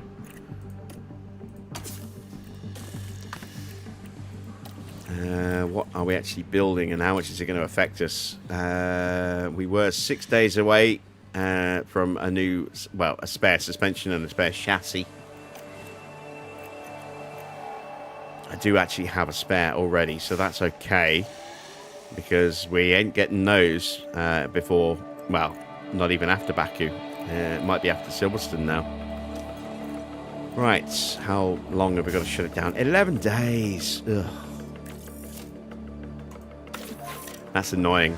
Partly because it's going to slow down how quickly we can get our design projects going. You can see our chassis is ready to go into production in 6 days' time. But we're going to have to wait 11 days from today before we can then start building it. Maybe 12 days. We might have to wait another day for it to actually properly reopen. Frustrating. Right. 21st of July. Let me check the contract situation. We're still negotiating with Mark. No, he's re-signed, hasn't he? Yes, he has re-signed for next year. So there's 5 months left on his existing contract, and then he starts a new 3-year deal at the end of the season. Okay, that's fine. Javi's still contracted for next season. Rio is out of contract at the end of the year. That's fine. We'll let him go. And then fine here. Will Courtney's already renewed his contract for the next season. There's not going to be a lot we can get done now, actually, before we go to, if anything, before we go to Baku. Well, that's time.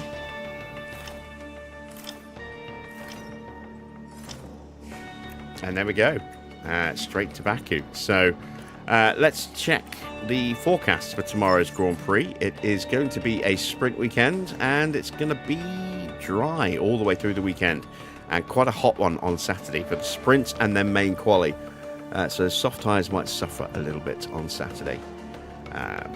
It'll be another one-stop Grand Prix unless there's a safety car. Tyre wear isn't that bad around Baku. So it'll be mediums to softs or softs to mediums. Probably mediums to softs. Let's take a look at our strategy prep. Yeah, just warm, not hot. So that's good. Not too bad at all. And that is, yeah, pretty much all we can get done tonight. We've got parts in production that are now on hold for a while because of the fire. We've got parts in development that are still going to be developed, but we're just going to have to delay building those brand new chassis when they're ready until we put the factory out. It's going to take 11 days. Every year something burns down, every year. And every year I make that comment. And it never changes. Dear. Okay, well, we're back to 5.2 mil. We've got enough to buy a new engine now for Lando, so let's go ahead and do that.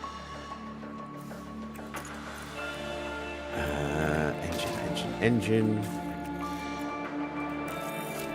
There we go. So I might now be able to actually do the penalty stuff for Norris at Baku.